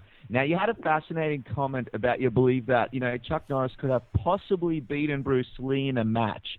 So if you could give us one advantage Chuck might have had over Bruce in a potential matchup, what would you think it is, Gene? They were both great athletes. And, of course, Chuck worked out with me for many years. Chuck was a bigger man, and he was more. He knew a lot of things besides his karate. He knew wrestling, but Bruce got into it. But there's a difference. If a heavyweight boxing champion went against a featherweight, he'd have the advantage because of the weight and the strength. But I won't say who wins or loses. To me, they were both champions on and off the mat, and they were both great fighters and athletes and human beings. I would like to learn from both of them, which I did, and of course they learned a little bit from me. But I feel I'm the better man because I'm a better student than I am a teacher. Then I can learn their techniques and steal them and say I invented this. that we call a joke because everybody comes in and he says, "I'll show you a hold you've never seen before." Yeah. Then I'll open up my wrestling book. Here, page 124. Isn't that the same thing? Why, that's wonderful. The Gene LeBell special. Now, you mentioned, speaking of champions, I've got a question. Do you believe that Muhammad Ali, if he was in his prime now and chose MMA, could have been successful as a mixed martial artist? He would have been successful, but he'd have to get into other martial arts. He'd have to get into the wrestling, the ground and pound, which means when you're off, you're down on the ground. In boxing, you get up if you get knocked down. In MMA, you can beat the heck out of a guy with your fist when he's down, or hit him with your elbow and cut his eyes open, or break his nose. So you have to learn more. If Muhammad Ali would fight nowadays, he'd have to learn a lot more. But he was, to me, the best heavyweight fighter of all times, in my opinion. I was lucky enough in Japan to be able to referee his fight with a wrestler, and it was nice. It went 15 rounds to a draw. I think they were both kind of overly cautious of each other. But I don't know. It was interesting. Muhammad Ali was a great guy. When he was in L.A., I drove him around to get his medical tests and the whole bit. And Antonio Inoki, who fought Ali, he's still alive, and he's a great wrestler and from Japan. Champion on and off the mat, very nice. Like I say, I've met some great champions, and it's how people treat you, you know? If they treat me nice, I say, hey, you're good people. If they don't, you do what we call give them an attitude adjustment. Attitude adjustment, which Carl Gotch would say, leave them for dead. You don't leave them for dead. You just hurt them a little bit, you know, dislocate something just so he'll remember you. That's an attitude adjustment. Or you can say one other thing. If what the referee doesn't see didn't happen. Yeah, the old Ric Flair method. Finally, Gene, you know, out of all your amazing accomplishments, and you've achieved a lot looking back in your career, what would you say would be your fondest highlight? You know, I've had so many highs and so many lows, but I've been blessed by having a wonderful wife that puts up with me going to the martial arts dojo and racing motorcycles. She doesn't complain, but I guess my biggest thrill is me in my mid-80s. I can still get on the mat, but mostly as a teacher, and help other people. I get a thrill out of teaching somebody that really wants to learn. I don't like to waste my time with people that want to go and work out just because they have to and they want to be entertained. If they really want to be good, then I'd teach them, you know? Yeah, absolutely. You know, if you don't use it, you lose it. If you don't use it, you lose it. So I go down to the gym and roll around and have a lot of fun. And I hope to do that till I'm 104, and then I'm going to retire. Well, you know, we definitely hope so as well. You know, and today we've had a lot of fun with you, Gene. I got to be honest, you know, we have a lot of guests on the show, and they're all great. It's truly an honor and a pleasure to have you on the show today, Gene, to be able to have a chat with you. You know, guys, don't forget to follow Gene and look out for him. Obviously, he's going to be in Ronda Rousey's corner and a fight against... oh man, I can't believe the name's left me now. Who's she fighting next, Dennis? Kat Zingano. Kat Zingano, of course. Yeah, look out for Gene when Ronda fights Kat Zingano. I believe it's UFC 184. Gene, it's been an absolute pleasure. Thank you so much for being on the show today. It's a pleasure. And any of your friends in Australia that don't cheer for Rowdy Ronda Rousey, I'll burn their house down. Well, there you go. That's an attitude adjustment. Don't diss Ronda or Gene will burn your house down. Gene, thanks so much for being on the show. And I got a lot of relatives in Australia, and the best to them if they hear your program, okay? Great, Gene, and all the best to your family here in Australia. I'm sure that they enjoyed listening to us, having a chat with you, and, you know, going through some of your stories, some of the great stories that you've had throughout your career, just as all the other Aussie and fans around the world enjoyed hearing your stories. What an absolute pleasure that was, Casper. Yeah, that was an interview with a true living legend. I mean, it's not every day that you get to interview a guy who trained with Bruce Lee, taught him judo, you know, did movies with Elvis, did movies with Chuck Liddell. An absolute honor and privilege to be interviewing Judo Gene LeBell. And let's not discount Bas Rutten. It was absolutely fantastic to have him on the show for the third time. But let's talk about the fights that happened this past weekend, just merely a few hours ago. We're going to be talking about UFC Brazil. We're going to be breaking down that card, the main card. And then we're going to be talking about Rampage Jackson signing back with the UFC. So let's talk about this Brazil card. First thing that I want to talk about, I want to start from the main card. You've got Daniel Sarafian against Antonio Dos Santos Jr. Really intriguing fight to me because Antonio Dos Santos, he took this fight on 2 weeks' notice. You know, he was coming in the underdog. Daniel Sarafian, you know, he's had mixed success. He recently had a fight against CB Dollaway, the man in the main event. And I think he was kind of going in there, you know, even though he was on two two losses in a row, I think he was coming in the favorite. And Antonio Dos Santos, another story with these guys is they used to be roommates and used to live together. And Antonio Dos Santos looked really, really impressive. He was throwing leg kicks. He was beating him in terms of the punches. He was looking really, really good. Great hand speed from Dos Santos. At one point, Dos Santos dropped to one knee and was throwing combos. I've never seen anything like that. The bad thing happened, though, in the second round when Dos Santos' finger got dislocated and he tried to call a timeout. And, of course, the referee waved that off. You could see some, he was swearing a Brazilian. And the commentators, John Anik and Brian Stan, were a little bit confused by that.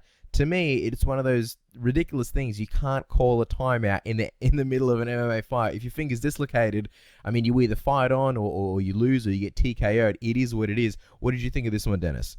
Yeah, and it's one of those situations where you wish, there was something in the rules where the finger's dislocated, you could call out timeout and, get back in the fight. But you absolutely agree with you. It's just not in the rules. And when you call a timeout, it's pretty much, I guess, like throwing the towel in. And that's what the ref did. He called off the fight.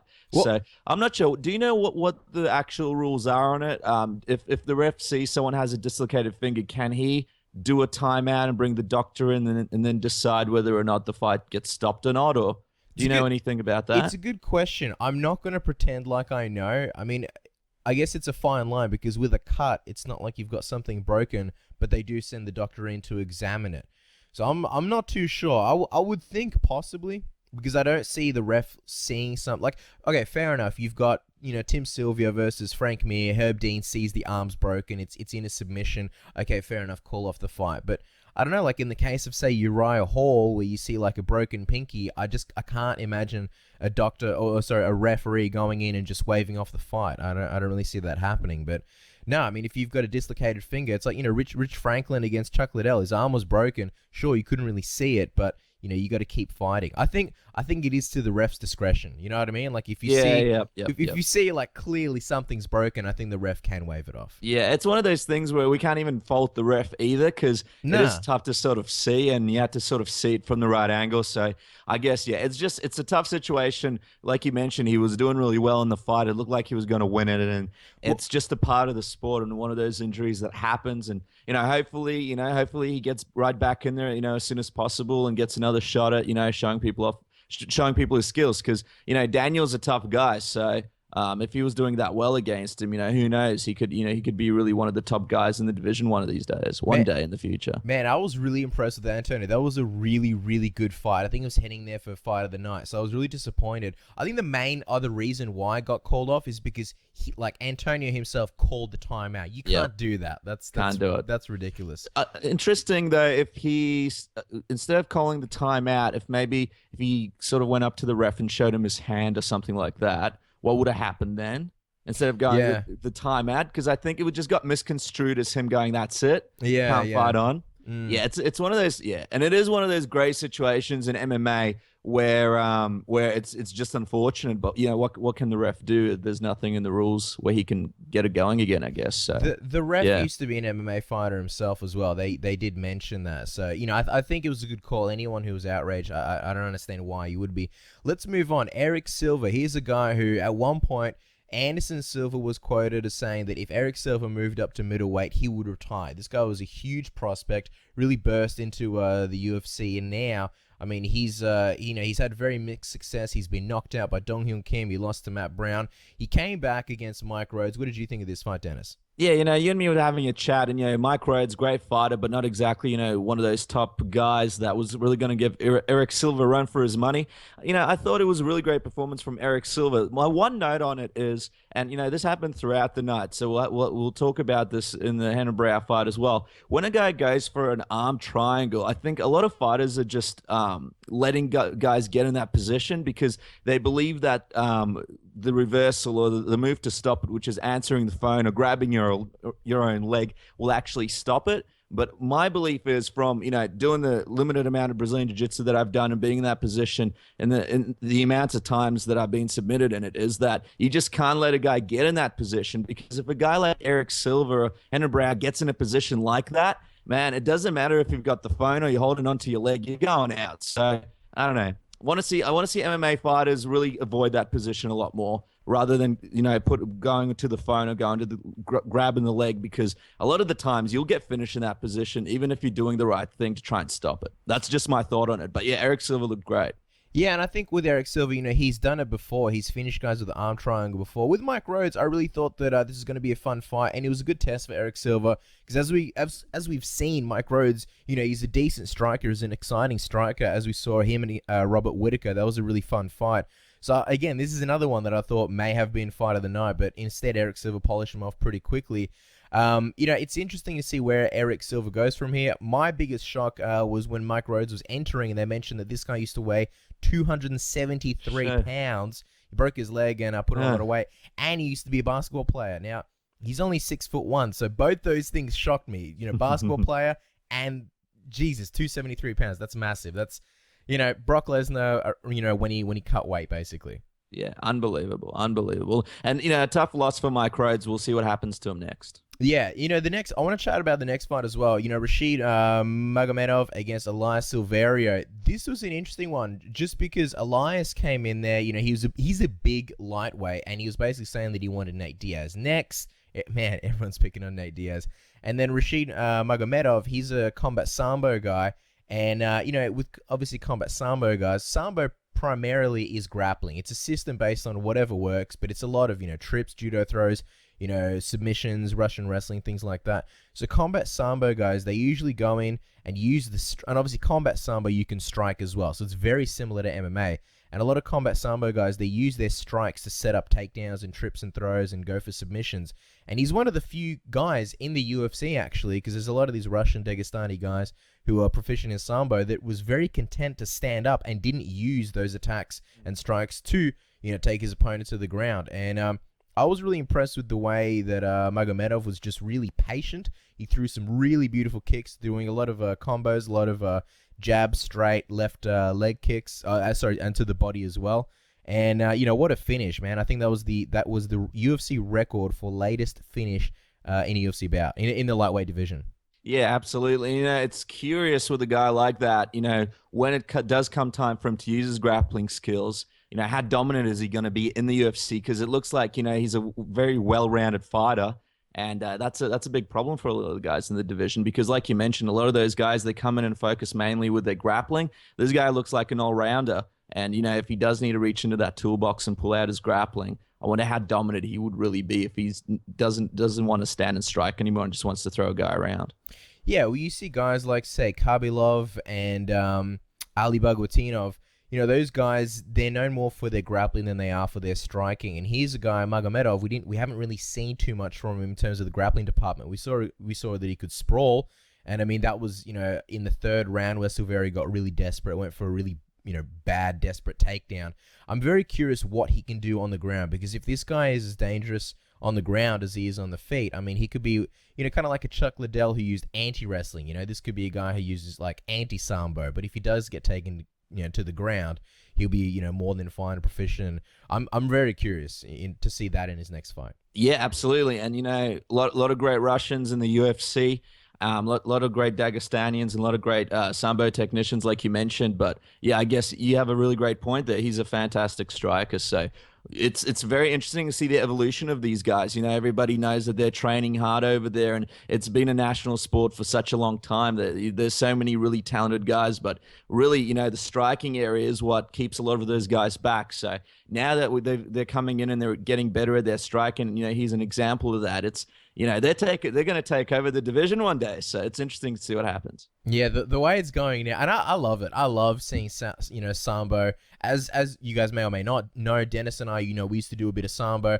We're not world beaters by any means. We're not even really great at all. But sambo is really cool. It's a really great martial art, and there was that massive void where you didn't really see too many guys having success other than Fedor Emelianenko, and then obviously a guy like Andrei Arlovsky who didn't really use it. I want to talk about the next fight as well. Pat Cummins versus Antonio Carlos Jr. this is a stiff test for Pat Cummins. He's obviously a guy who's been on the show many times. We always love having Pat on. I'm sure we'll have him on in the future. Antonio, obviously, from the Ultimate Fighter Brazil, coming down from a heavyweight. So this is going to be a stiff test because obviously Pat Cummins is a guy who is very, very known for his wrestling, not exactly known for his striking. And Carlos Jr., who, funnily enough, is one of the 3 juniors on the card. Really heavy hands and really definitely pose a threat and really, really good on the ground as well.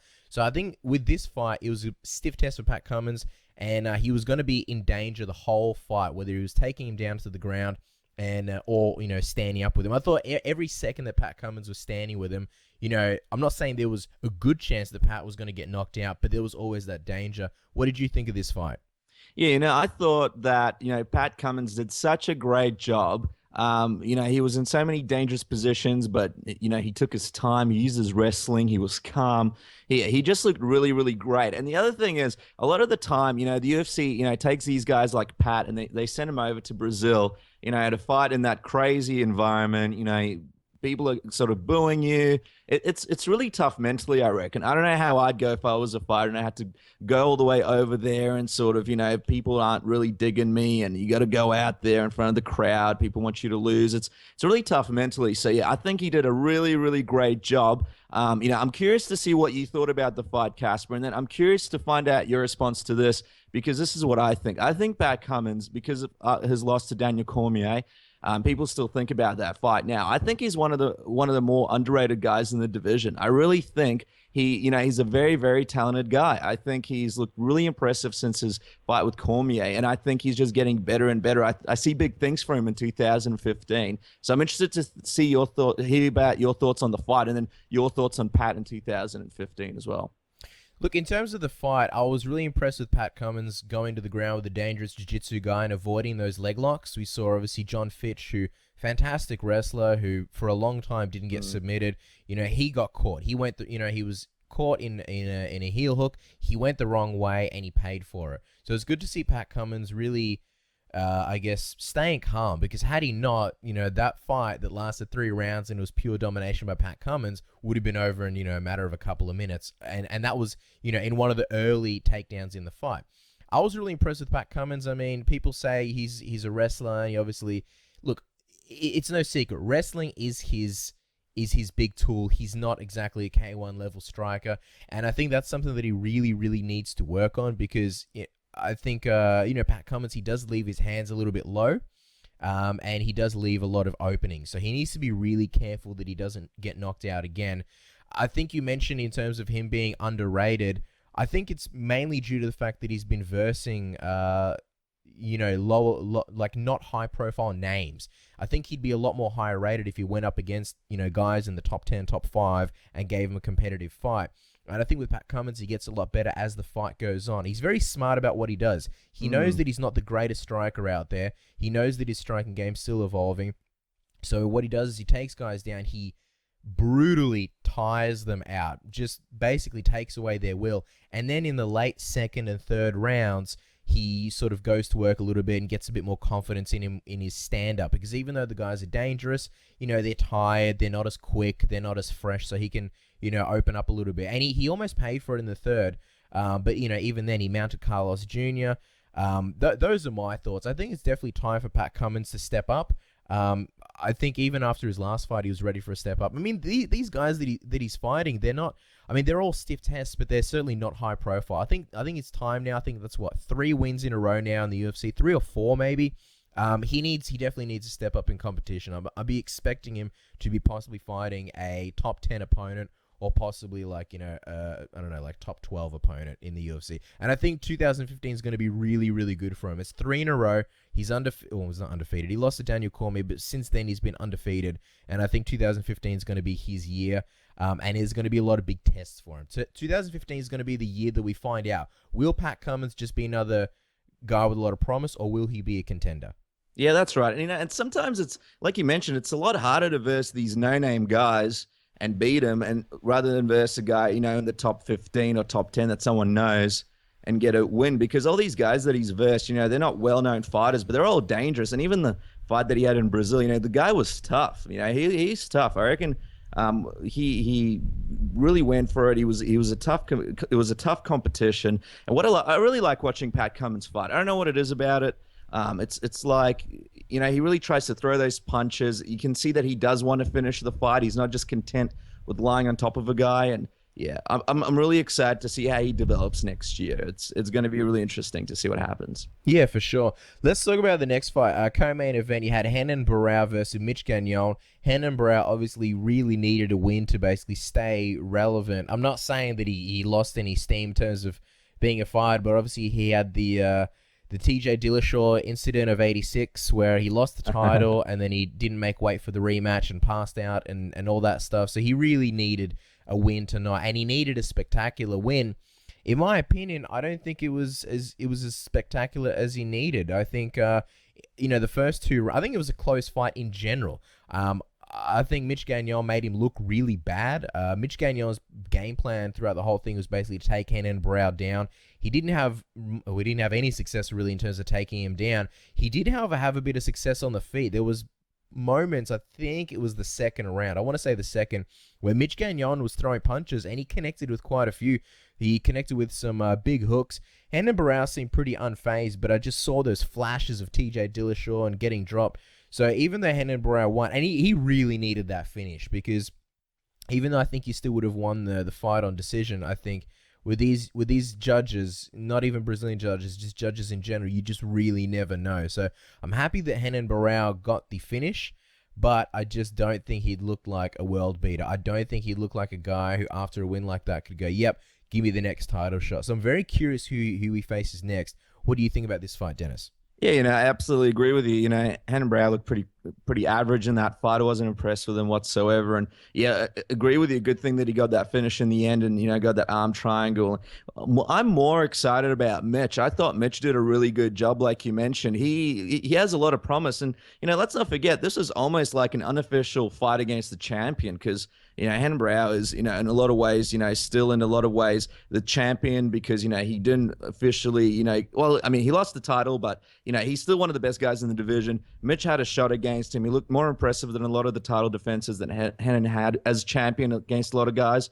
So, yeah, I'm interested to see what happens with Mitch next. I wonder if he takes this loss and uses it, as a catalyst to improve even more and sort of make a couple of dominant wins or a couple of good claims in 2015. Interested to see what happens with Mitch, but yeah, not impressed with Renan whatsoever. I think a lot of people thought this was sort of a sacrificial lamb for him and Mitch, and I think Mitch proved him wrong and really showed off his skills. So congratulations, Mitch, for hanging in there with possibly a guy that could be champion again once again. So good stuff for Mitch. And I mean, don't get me wrong, it's not like Renan Barão looked bad. It's just, it's not a fight where you look at it and go, wow, that was crazy impressive. It's just when you go from finishing guys like Michael McDonald, you finish Eddie Wineland, you finish Uriah Faber, and then obviously you beat other guys really soundly. And then you have this somewhat close fight. Okay, he finished Mitch Gagnon, but I just thought that Mitch was far too competitive for this to be one of those Very fights. Competitive. He looked tired as well. Yeah. Mitch looked tired in that last round. I think he just gassed, man. A lot of mental stress. You're in a different country, going up against a guy who's one of the best. Maybe it was just a bit too much for Mitch on the mental front. I don't know. Yeah, I don't know. But yeah, I agree with you. But look, I wasn't impressed by. I'm gonna be like GSP and say that I wasn't impressed with Renan Barão's performance, really whatsoever. I guess I expected him to really go out there and be a bit more dominating. But then again, that's where Mitch comes into play, and that's where I took my hat off for him, because yeah, I was impressed with like you mentioned, him having some dominant moments against a guy like Renan Barão. Let's talk about the main event. You got Lyoto Machida versus CB Dollaway. We had CB Dollaway, I think, 2 weeks ago on the show. He was really fired up. It was a bit of a tell-all interview. He was talking about how he wants the title shot next. He doesn't want any title eliminators. He wants Weidman, and he's basically coming in there. He's going to be looking for finishes, etc. What transpired? Basically body kick, TKO in just over a minute. I believe it was a minute and 1 second, minute and 2 seconds officially. What did you think of this fight, Dennis? It's tough because, like you mentioned, CB was on our show and he's such a great guy. And, I don't think people out there realize how much of a great guy he is, because he sort of got a lot of the negative PR from the UFC, on the Ultimate Fighter. The Ultimate Fighter machine sort of made him look a bit bad. And then, you never really got a chance to hear from him or hear his story. He kept to himself a lot. So he's a hardworking guy, and he's a great fighter in his own right. But at the end of the day, it's just for me personally, and this is my personal opinion.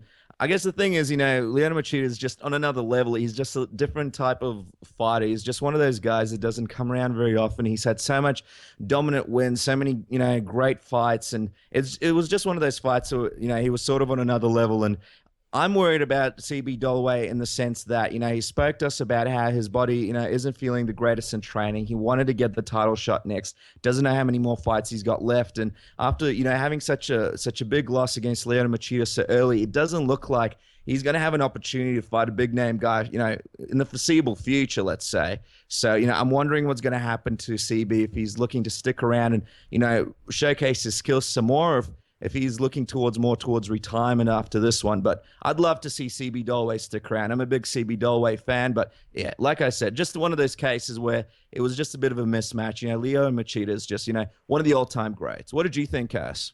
Yeah, look, I think Lyoto definitely has the better pedigree. I mean, he's a former world champion, and he's fought for the title in another division, being middleweight, and just, in general, considered one of the greatest fighters of all time, trains with Anderson Silva, all that. I don't know if I'd call it a mismatch, to be honest, because the kick that he landed was ridiculously precise. I mean, there's a picture floating around there of the kick actually landing and Lyoto Machida looking asleep while he's doing it. Basically, CB Dollaway did have his arm down. He had the forearm in place, and he was ready to check and parry it with the other hand. And Lyoto Machida just snuck that kick in. It was as precise as you get. I mean, it's insane when you talk about Anderson Silva's precision. This is one of those kicks. Look, if it was a rematch, or let's say they had 10 rematches, I don't think it would have gone the same way. I'm not saying CB would have won those. I'm not saying Lyoto would have lost, but I think the fight was over before it really began. So I'm not going to judge CB Dollaway too much. He was going against an elite striker. CB Dollaway is not an elite striker. He's a very, very good wrestler, and he was going against one of the best strikers of all time. So, it happens. I think it definitely takes the wind out of CB Dollaway's sails. I mean, he was on a good run in his career, and he was as close as he was to the title, really ever. He was never previously in title contention or even, talk. People never really spoke about him fighting for the title. So this definitely takes him down a peg. I mean, his last 2 wins over Francis Camon and Cesar Ferreira, both great wins, but he's, you got to wonder, who's he going to verse next? Who's he going to win against next? I mean, does he go up against, Mark Munoz again or someone like that? I don't know. Look, my hat goes off to Lyoto Machida in a big way. I mean, this is a guy who's got he's already got such a good style, and he's been fighting for so long, and yet he keeps evolving. That's, I guess, one of the biggest things that I'm impressed with. Like, he still keeps getting better and better and better. So, who knows? I mean, and this is a guy that, took it to John Jones in the first round of their fight. So, Jesus, like, a fight against Machida is always going to be tough. So, hats off to Lyoto Machida. I'm curious how long it takes before he fights for the title again. There's an interview floating around where he talks about fighting possibly Jacare or Luke Rockhold, and he refers to him as Rocky Road. So if you can, check that one out. It's pretty hilarious.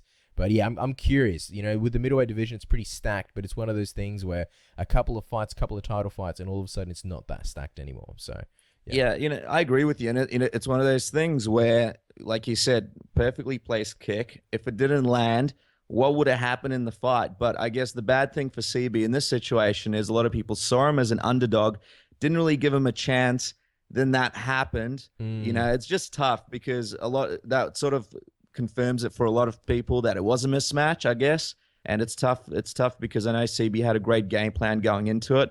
But then again, it's another case of, you go all the way to Brazil, fight a guy. It's tough. I think it would be easier to fight Lyoto Machida in Vegas, for example, and, CB Dollaway fights there than having to fly to Brazil, walk out with that American flag. I wouldn't be able to do it personally. Here's my question to you. When we watched Lyoto Machida fight Chris Weidman in the last couple of rounds, he looked great. He showed us a different side of his skill set. He was more aggressive. Let's say he does get a title shot against Chris Weidman. Do you think he could walk away as champion? And I'll give you my prediction before you give yours. I think Chris still beats him, but I still think it would be a really great matchup. I'd really love to see another rematch between those guys. What do you think? I think Chris beats him, and I think it's because Chris is getting better at a faster rate. Again, like I said, Lyoto Machida's been fighting for a long time, and I don't think his skill set has capped. I just don't think that he's improving at the rate that Chris Weidman is improving.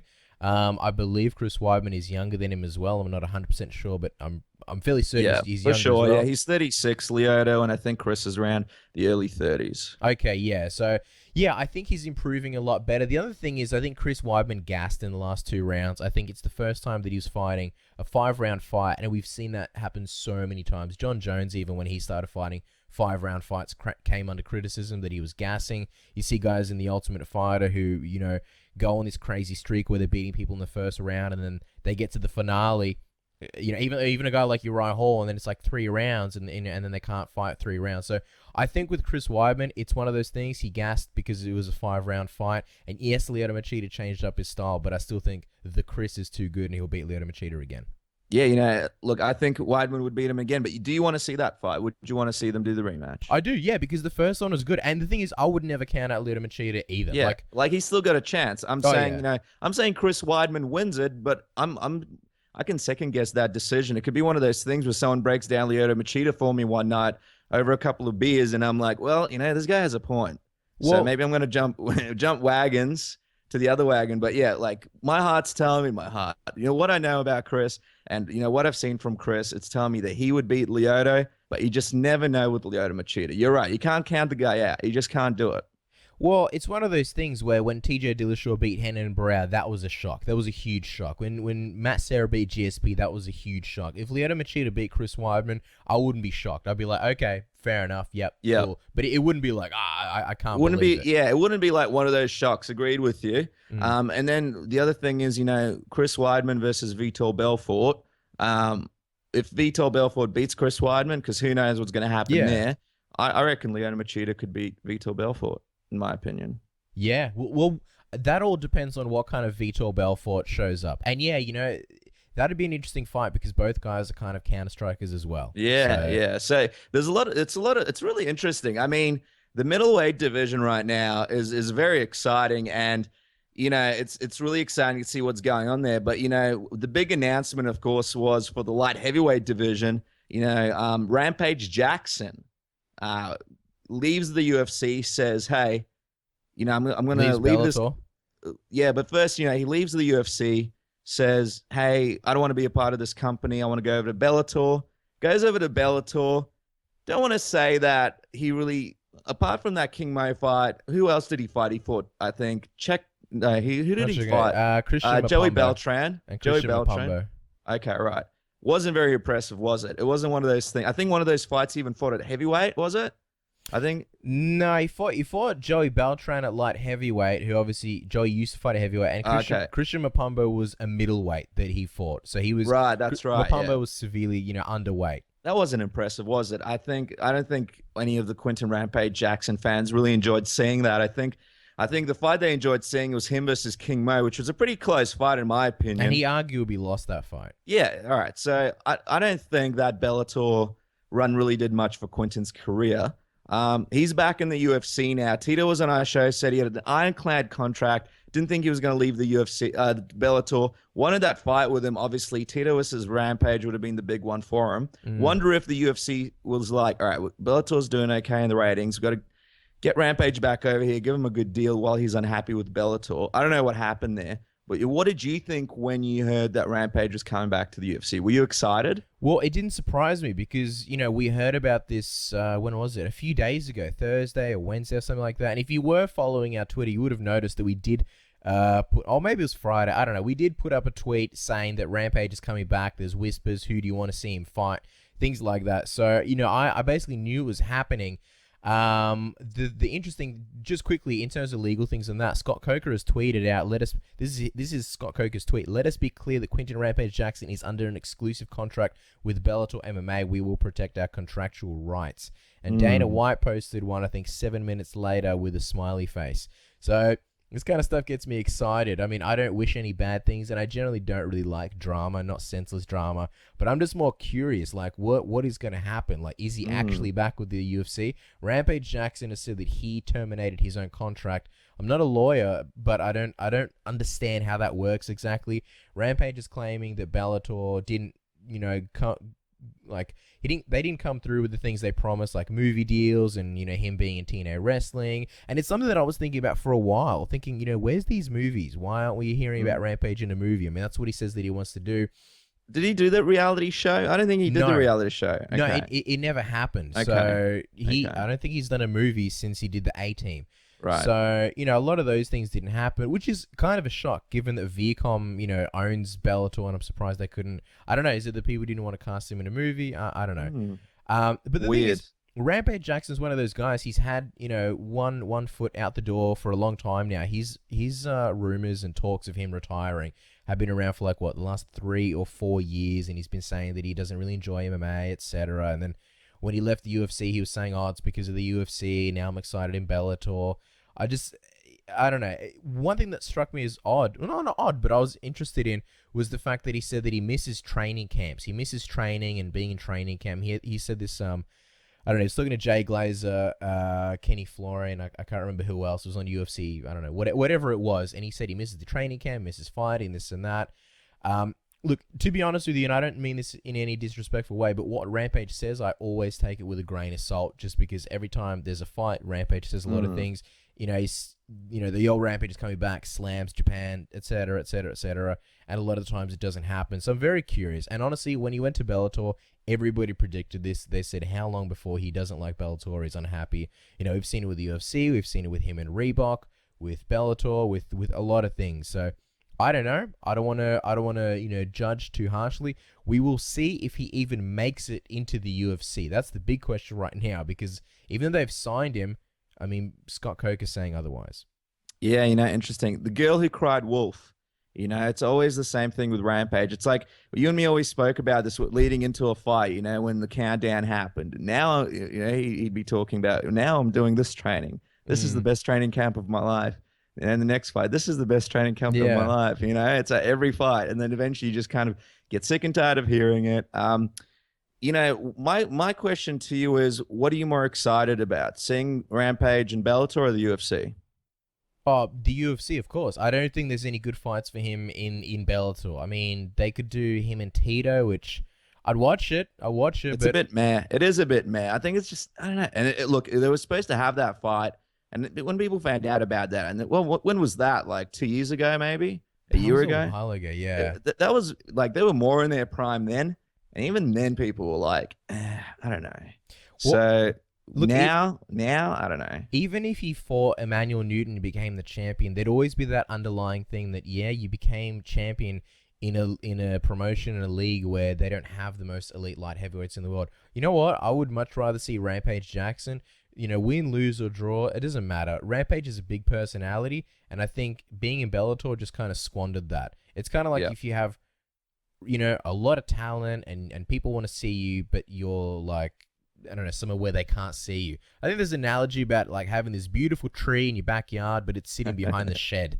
You know what I mean? I don't know. It's a beautiful analogy. My analogy would be, and this is for all the wrestling heads out there, when a WWE wrestler goes to TNA, and he might have the best matches of his life in TNA, but no one cares. That's exactly right. Sting was in TNA for years.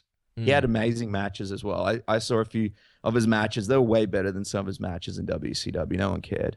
He did one appearance with Triple H at the end of Survivor Series where he looked about 80 years old, but everybody blew their gasket. I think it's the same thing with Bellator and in the UFC. Not to put down Bellator by any means. There's some great fights coming out there, but it's just I think the Rampage fans want to see him in the UFC. And if you book Rampage in the UFC, they're doing this thing. Everybody's talking about it for 2015. Hashtag the time is now. And I was looking at this time is now thing. I'm like, time is now. This thing's kind of, and a little bit stupid. Like, why are they still using it? The press conference is finished. Then I saw their cards. It really looks like the UFC are trying to load their deck for 2015 and just trying to get everything they can to just blow MMA out of the water. I think Rampage coming over to the UFC, you can put him up. Okay, I'd love to see him fight, for example, Anderson Silva. Mm. It's both guys. Yeah, I'd watch that. Yeah. Yeah. Look, both guys aren't going for a title shot, maybe, or maybe Anderson Silva will. But if he doesn't, and you're like, all right, I wanna get these guys and do like legend matchups. Put Rampage up against guys. Look, I know he'll lose against John Jones. You know, he might lose against a couple of the other top guys. But there's still some big name guys I can put him up against.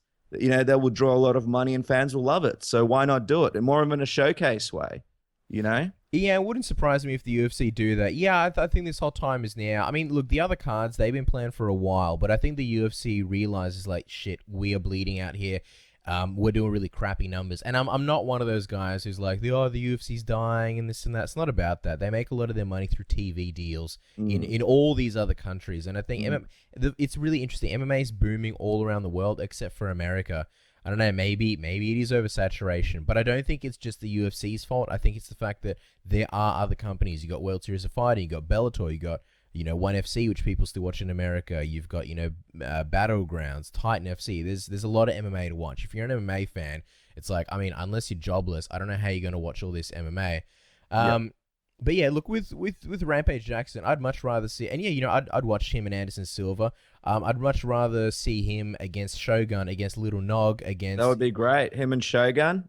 That's great. That's a great matchup. Well, they've been talking about doing that for so long. I would love that matchup. It's like, what do you do with Shogun as well? Like, it just makes sense. I think they're really understanding that. All right, these legends, we can't throw them in there with John Jones or like Alexander Gustafsson because they're going to get smashed. Who wants to watch? Who wants to watch Shogun get his head smashed again? I'd even be open to seeing Rampage versus Anthony Rumble Johnson. If I don't know whether if Anthony Rumble Johnson stands with him and they both go and they slug it out, I reckon that could be a really interesting fight. And I like how with the UFC, it seems like every couple of weeks there's another big announcement. I mean, it started off with that press conference where nothing happened, but then you had CM Punk, you had the Reebok deal, and now you've got Rampage Jackson. It's like Christmas is coming early. If you're an MMA fan, or at least if you're a UFC fan. So there's a lot of good things coming. And I mean, look, I think it's good that Rampage Jackson is in the UFC. I think it's where he belongs. In terms of performance, the jury's still out on that one. We'll see how competitive he is, and we'll see if he even fights in the UFC, or if this becomes a really lengthy court battle. And if he does, we'll see how long it is before, we hear about him possibly not being happy in the UFC. Yeah, absolutely agree with you. And, let's not forget, UFC, they saw those ratings with Tito versus Stephan Bonner, the free-to-air, whatever. They did not like it. I think there's no doubt about it. Dana's like, okay, legal battle, or they're going to use Rampage, build up another huge card. I'd rather the legal battle, and he wanted to go. So interesting to see what happens, man. But I'm excited. It's going to be a good 2015, but, it was a good 2014 for Submission Radio, isn't that right, Cass? We had a big sort of year. We had a lot of guests, a lot of fun, so many highlights for the show, inaugural year, first year for Submission Radio, and it was a lot of fun. We didn't have a big sort of year. We had a huge year. I'm not going to sit here and talk about all the guests that we had, but we had a lot of guests, a lot of big names and stars, and honestly, it was a real pleasure chatting to all those guys. We're not going anywhere. We're going to take a really quick one weekend break, basically. There'll be no Submission Radio next weekend, just with Christmas and New Year's and all that stuff. I'm sure you guys have better stuff to do than to listen to us, like be with your families and, eat a whole shitload of turkey or whatever you eat for Christmas, wherever you are. But we'll be back in the first week of 2015, which obviously will be the week of John Jones versus Daniel Cormier, UFC 182.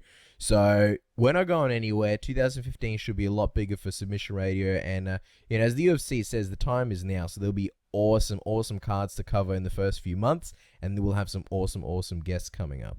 Absolutely, guys. So look, thank you so much to everybody who supported us through Facebook, Twitter. We really appreciate all your emails and comments. We've gotten some really nice ones, Cass, and we know, all the effort that it takes to, sit down and write up a message, and, we appreciate each one of them. And as always, you guys can always contact us through our Facebook page, through our Twitter, which is Submission AUS. check out our YouTube page, youtube.com/submission radio AU. We're now on SoundCloud, which is kind of cool and new. So check that out if you prefer listening to your shows through SoundCloud. We're there. Is there another way you guys like to listen to your shows? We're on iTunes and TuneIn. Let us know. We can have a look at it as well. You know, we basically love catering to our fans and making it easy for you guys to tune in every week, and love hearing the feedback and the comments. You know, it's really made our weeks and really made it all worthwhile. Yeah, couldn't have said it better, guys. Let us know in the comments below what you think about Rampage Jackson coming to the UFC. Let us know who you think he should fight, what you'd be excited for, and if you are inclined to do so, let us know your New Year's resolutions. Till then, guys, we'll be back in 2015. It's been a pleasure.